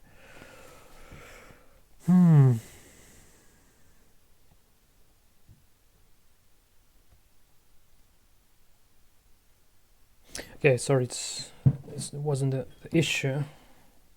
Okay, maybe I just have, hold on a sec. Okay, I just had a wrong board position. Oh man. Yeah, and I'm thinking like, what's kind of going wrong there? Obviously, yeah, because I can't see any major issues in the code. So yeah, just was the white piece was moved, and I was generating moves for white pieces. Okay, sorry guys, this is very disastrous stuff, to be honest. So anyway, the eventual score is equal to 30, best move D2, D4, which is absolutely fantastic. So now we can actually go for generating our GUI to print all this stuff, not in the console, but in the GUI. And we'll well, probably before that we can make one last test, which actually which would hang our browser a little bit, but I think that's still worth of trying. So I just want to make this stuff within the loop, so while true, and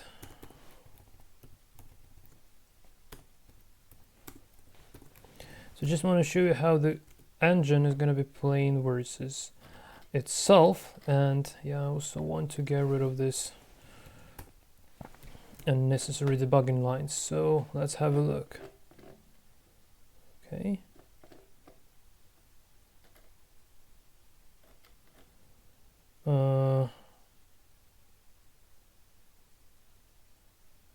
Oh, it's just not making the move on chessboard. Okay. Yeah. Okay. So probably, yeah. I told you this would hand the browser. Oh my God! Just close. Yeah. This was a bad idea. I'm sorry. Sorry for this. So yeah. Let's go for chess again. Yeah. Let's better go for a GUI, and then we'll write a little function to actually handle this make move stuff. And as far as we do that, we'll then be capable of running this little test in the console. Oh man, it just does again the same stuff. So no more. Sorry, this wasn't wise really to create this. Yeah, I just need to make move. I can't call the search infinitely without making a move. It doesn't make literally any sense. Okay, sorry for that. So yeah, at very least. Okay, so now let's go for creating our GUI. So we'll need to create a function called, two functions. The first one would be called draw board. Let's say like render board to web page, and another would be update pieces, piece position, or let's say update board position. That's it. So here we'll have a function, let's call this draw board, and the logic is quite pretty similar to our print board function, so I'll probably even copy all of this stuff here, copy, because the loops are literally the same. The difference is that instead of board string, we'll call it board HTML, and here board HTML. So it would be equal to table. I'm just trying to create an HTML element at the very end. Hope that's clear. So HTML table, I'll say cell spacing equals to 0, and yeah, that's it. And here every time, so here we want to create table row, so board HTML plus equals tr tag, and here close row tag, so board HTML plus equals, and we close in the tr tag. Tr stands for table row, and here board HTML. So we're not gonna be dealing with these pieces at the moment. We just simply want to say table data with the width equal to, let's say, 40 pixels, and height also 40. On click, let's make it like alert this.id for a while, and the ID, well, actually we also need to close the table data tag here. ID would be equal to square, what else, and the background color, so bg color would be equal to and depending on whether the square is even or odd, it would be plus yeah, we also need to extract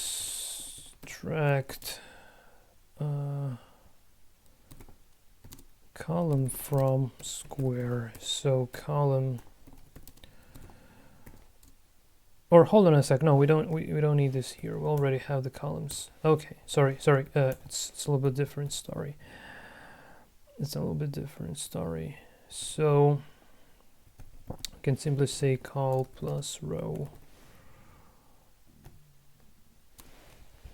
moduled by 2. So if this is true,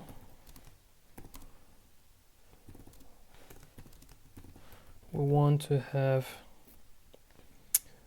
what did I use, E, or what colors? Just hold on a sec. Yeah, E, just the grayscale colors here. So let's have a look. And yeah, we also obviously we need to call this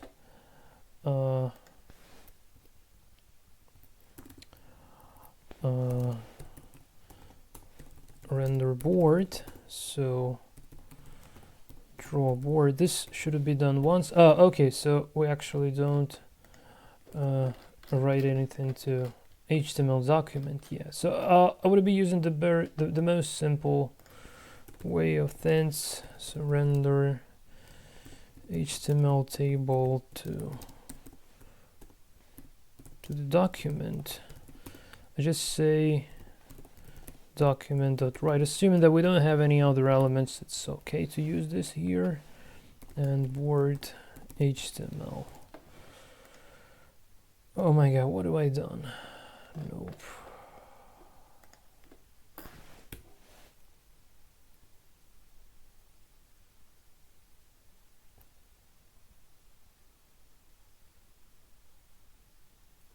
Hold on a second, just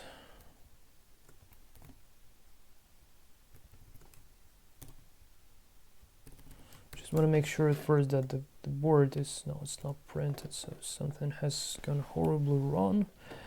Yeah, let's print this HTML. It just should be containing some errors because it's not behaving as expected. Okay, so table tr td closed. Yes, td, then tr. So is it?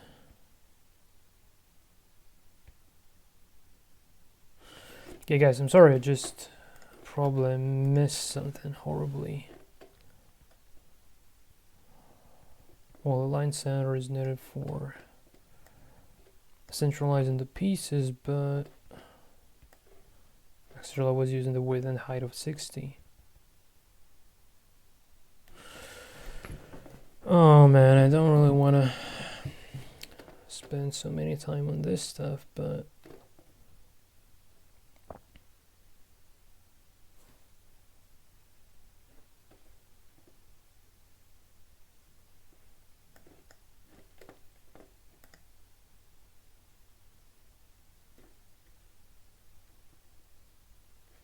oh, I don't want to append the new lines to the list. And I also want to close table tag.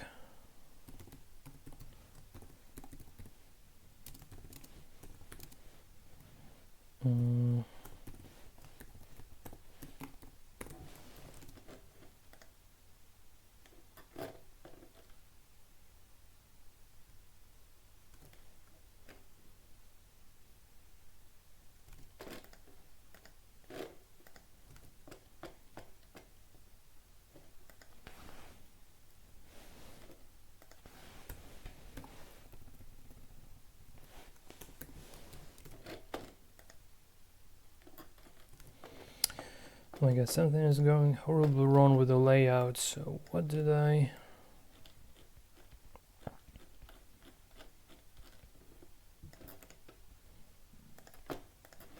do wrong here?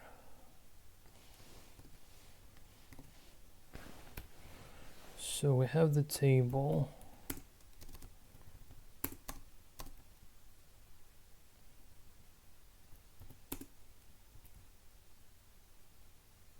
Seems to be correct, so what's kind of wrong here?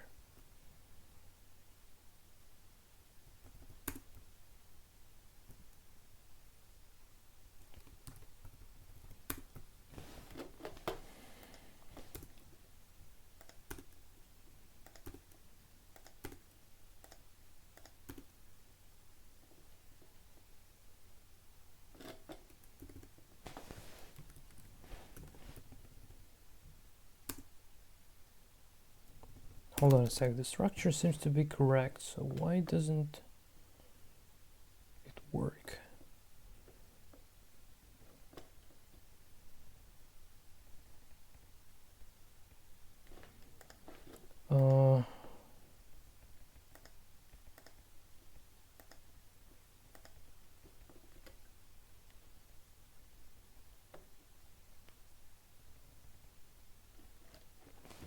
Man, I'm doing something horribly wrong, but oh my god, why is this getting so complicated? It was so easy when I was preparing for this tutorial.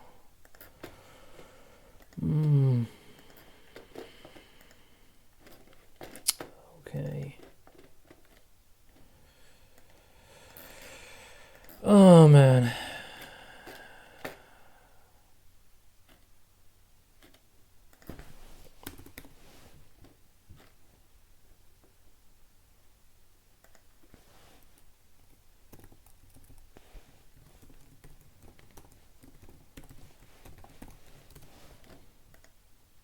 So this is how it should look like. I don't know, what did I do wrong there? So the initial.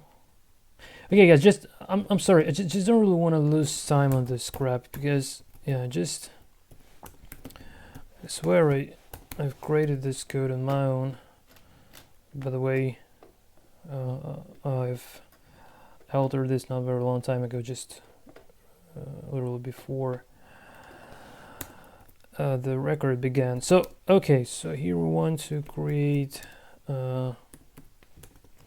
HTML table tag. I would rather go for the commentaries. I didn't even provide them yet. So loop overboard rows. Well, at least it kind of works. So I won't probably be spending too much time on this GUI. Just grab the functions I have, because they're not really essential. I just don't really want to see you see me suffering from this tiny little typos I'm making that result some crap in return. So here we want to create a table row.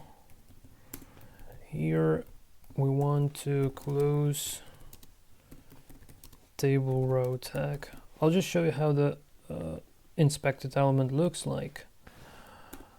So here we want to loop overboard columns. Okay.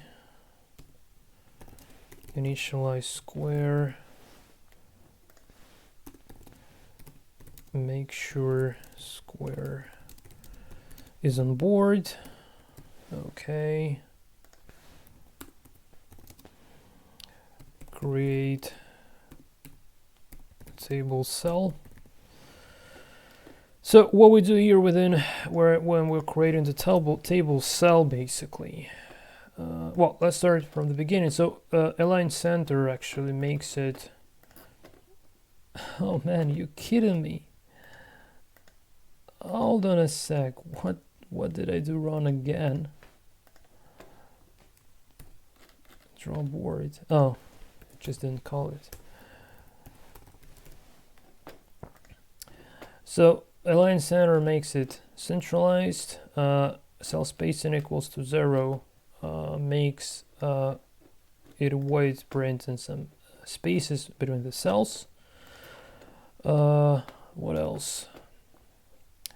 So align center within the table cell, within the table data cell itself. It's just okay. Makes the Unicode piece being printed in the center of the cell instead of left aligned, like as it is by default. Here I'm specifying the color depending on whether the square is even or odd. Defining the width and height for this sort of a square. The font size makes so this 50 pixels is the size of the Unicode characters, which represent our pieces on how big they would be. And on click, what would I be calling this? Make move. I just want to slightly change this name like so. And make move is taking the ID of a current given square. So just make it alert for a while. I'm just trying to run this. Okay. Then closing the table row tag, closing the table tag, and we're done. Okay, so just by clicking those squares, it returns the ID of the square. So this would have been it in order to handle a source and target square from the user input within the make move function. Okay, so as far as it's not a GUI tutorial, and again, like I have more sophisticated GUI tutorial, I just don't really want, like it's all the matter of the time pressure. Usually I'm making like really like 10 videos per GUI, I don't know, like 95 videos per chess engine. So I don't really feel that comfortable to take overall stuff within a short amount of time. So I would rather just keep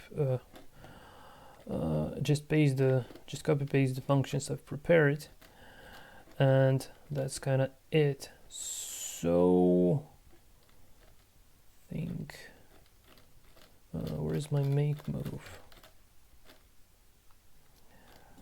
Where is my make move? Here it is.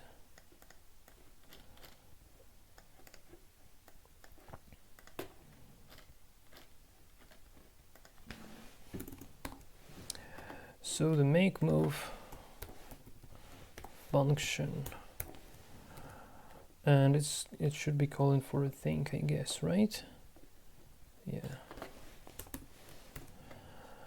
And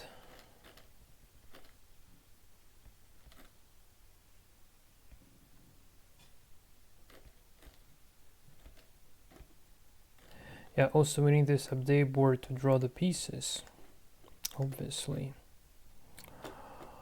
Okay.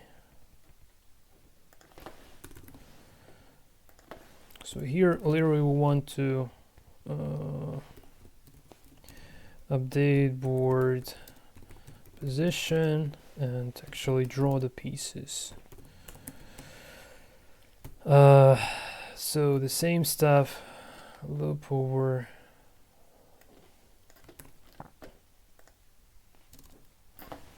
board rows, loop over board columns. Okay. Initializing the square. It's all about the same stuff. So make sure square is on board and draw pieces. So I'm getting the element by ID that so square, I'm looping over the squares, over the board squares. The square serves as the ID, the identifier of the DOM element of this chessboard, of this table in particular. So every table data tag has its own ID, unique one, and I'm specifying the inner HTML attribute being equal to whatever available at pieces array indexed by the what is there at the board square. A bit was ended by 15 to again, like to obtain the proper index. So what we've been doing in our print board function here. Oh my god, where is the print board function? Print board. So exactly the same line, but we need to alter it a little bit. So we just make it like so. Oh my god, why don't you print the pieces? Because probably I need to let's say update the board. Okay.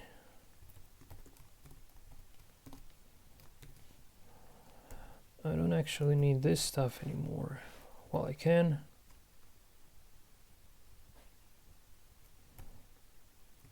Yeah, I don't need this. Just want to see the pieces. Okay, and now in order to avoid all this nasty dots, we need simply to say where is the update board? Don't replace and the dot with the empty square. Okay, that's much better. Now instead of printing alerting this sort of a ID, we need to call the make move function as it was done before. And now I quickly walk through the make move function itself. Make move. So I don't yet have this. Oh, I already do have it. Okay. And now it would give me an error because I don't yet have a think function, I guess, or I already have that. Hold on a sec. Click lock is not defined. Okay.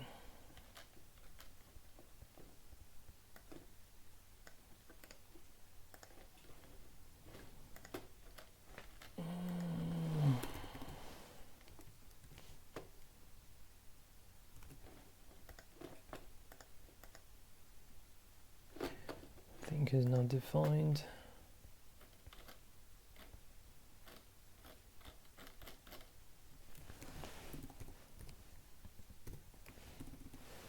Okay, didn't yet grab that as well.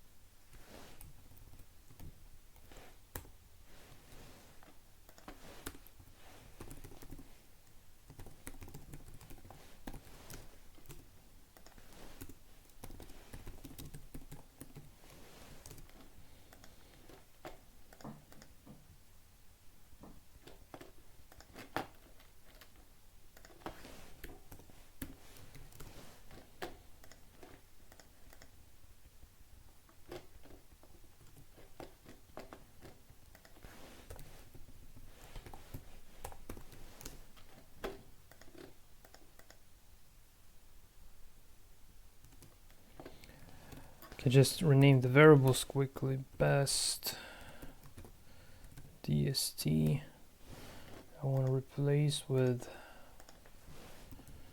best target. Replace all. Best source.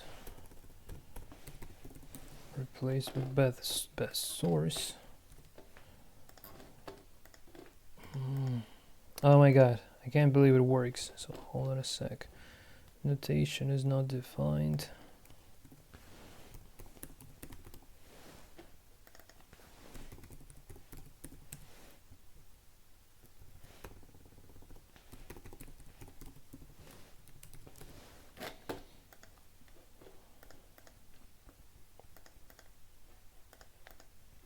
Yeah, finally. I can't believe it's happening. Okay, so now we'll make another couple of tests just to give an idea how this GUI interaction works.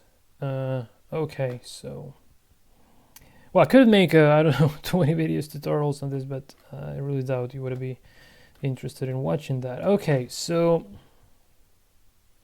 or at least I doubt if I would be interested in doing that, to be honest. Okay.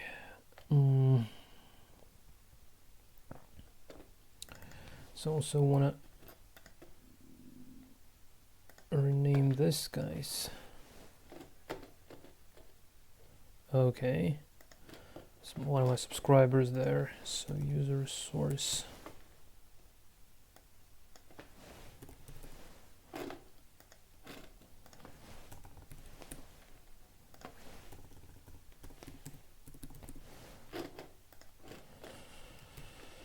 Okay, I hope it still works.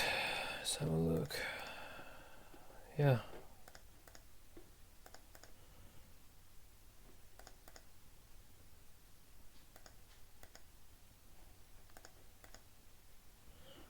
Okay. I also need to set up the depth properly. Oh, search depth is set up to 3. So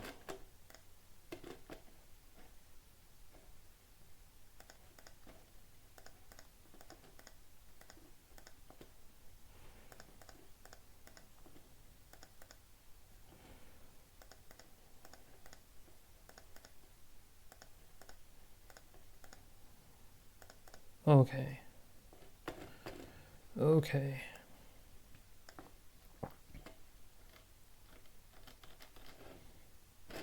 Okay.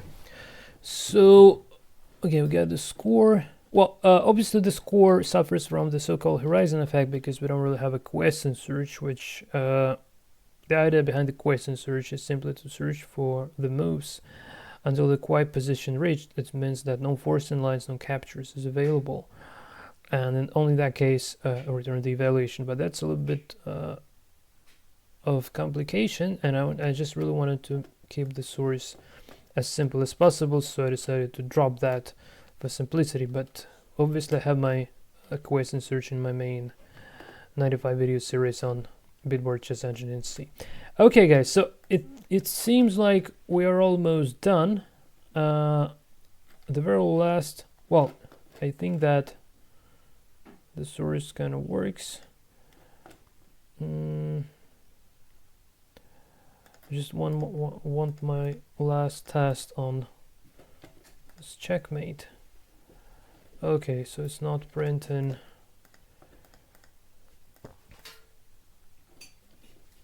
Why doesn't it print the last pawn move?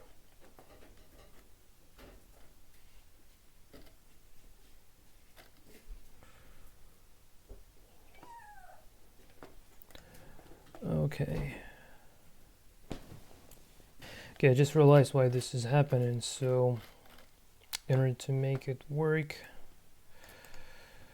we need another. Oh, what have I done?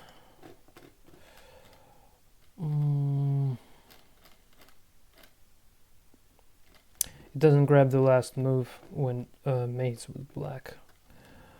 It's not obvious, but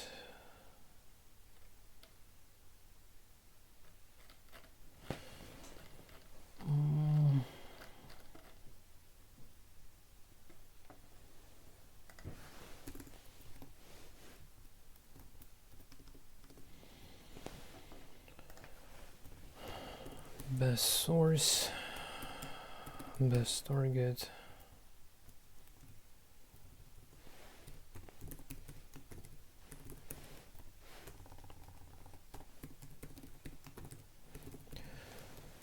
Okay, one more time. Okay, now it prints the move. Okay, just great.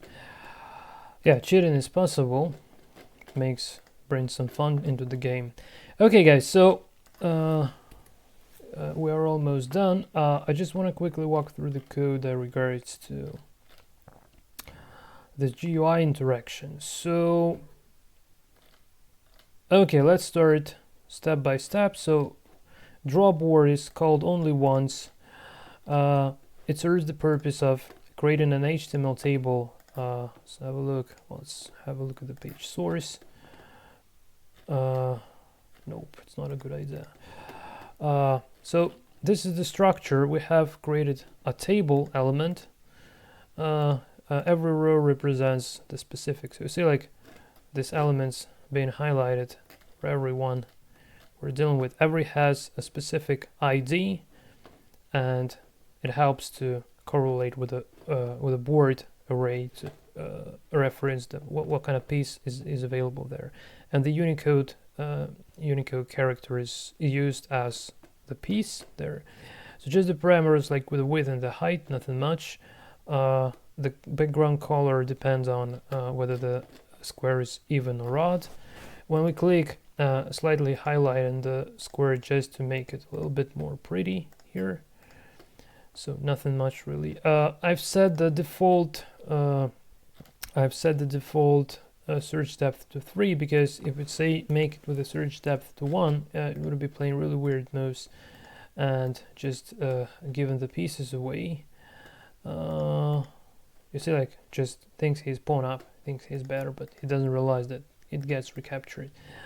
If we had a question search, it wouldn't be happen like this, but as far as we don't, it's the most optimal search depth is 3 plies, so I recommend to use that as well. So now it's playing, well, at least now won't be capturing any pawns. I will now also show you one little trick on how to make it play versus itself. It won't be in the final version, but still. But before that, so the next function, update the board. So what it does, literally it loops over the board squares, gets the this table data element, one of them by ID in particular, and draws the piece there. And every time we make a move in the GUI, and every time the computer makes a move, this update board function is fired. Okay, the next thing. So click lock variable is the variable that serving the simple purpose of remembering whether I did click once, or kind of so to distinguish between the source and the target square. So here click lock is equal to true, and when I move the piece, this click lock variable releases is equal to 0 again. Then nope. User source and user input adjust the source and target square to store the variables to store the where user clicked to pick up the piece, so that's the source square, and where he wants to drop the piece to put the piece eventually, that's the user target square. Search depth is the search depth, nothing much. So make move. Now every time so here every cell on the chessboard has an on-click event handler. So every time we click on a cell, it calls the make move function and passes the ID of a cell that we've just clicked to the make move function as an argument. And here within this make move, so we're taking this square. We're converting the square to the integer type to make it possible to use as to index the board array.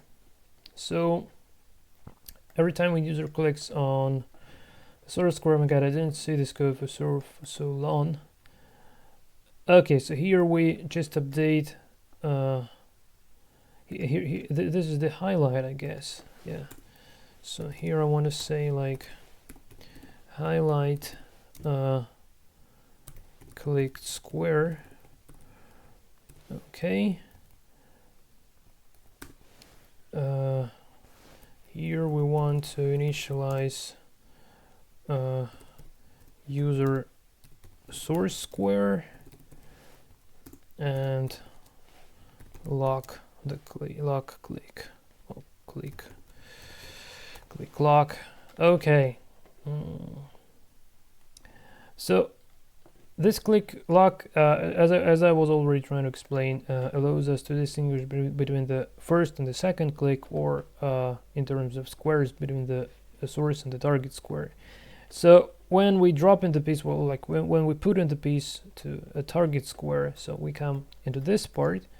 So we have we need to extract the column and the row from our target square. So this is the simple hacks to make it basically. And then so I just want to mention, so extract row and column from target square. It's not essential really, it's just for highlighting, kind of like. And here we want to restore color of the square that piece has left. Okay. Yeah, this is kind of it. So just picking up the color, the proper color, and then we're just restoring this color. Move piece is self-explanatory. Just move the piece from the square, from the source square to the target square. In case if this is a pawn promotion, we're doing the same as we done with the move generator.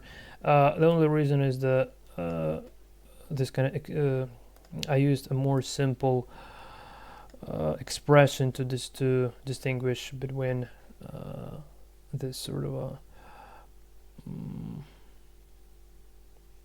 how to call it, man, the ranks basically. But it also works like we can actually go to the 7th ranks immediately and have have a pawn being promoted. It doesn't work with the pieces obviously, so I hope that's clear as well. So changing the side just like we're doing in our move generator, swapping the click lock, updating the board, and so until this part we were actually dealing with the user move. So just to highlight, move piece, restore the squares background colors, and here we want to make computer move in response, and we're simply calling this think method, which handles the state of the game. with a little delay, and this is needed for the GUI purposes. So otherwise, if we don't do the set timeout, it would be output in the move that we make only after the computer makes the move and not earlier. So that's another little trick. And now the think function. Okay, so the very last one. So hopefully we finish here. So first we just call our search position with the depth that start within the search depth. So this is 3 by default. So I don't recommend you to change this. If you make it more, it would be slow as hell. If you make it less, it would be plain dumb moves. So you shouldn't change that apparently. So obtaining the score, making the computer move on a chessboard. In case if this is the pawn promotion, it would be respectively making like converting the pawn to the queen, just like we done this for the human player, changing the side.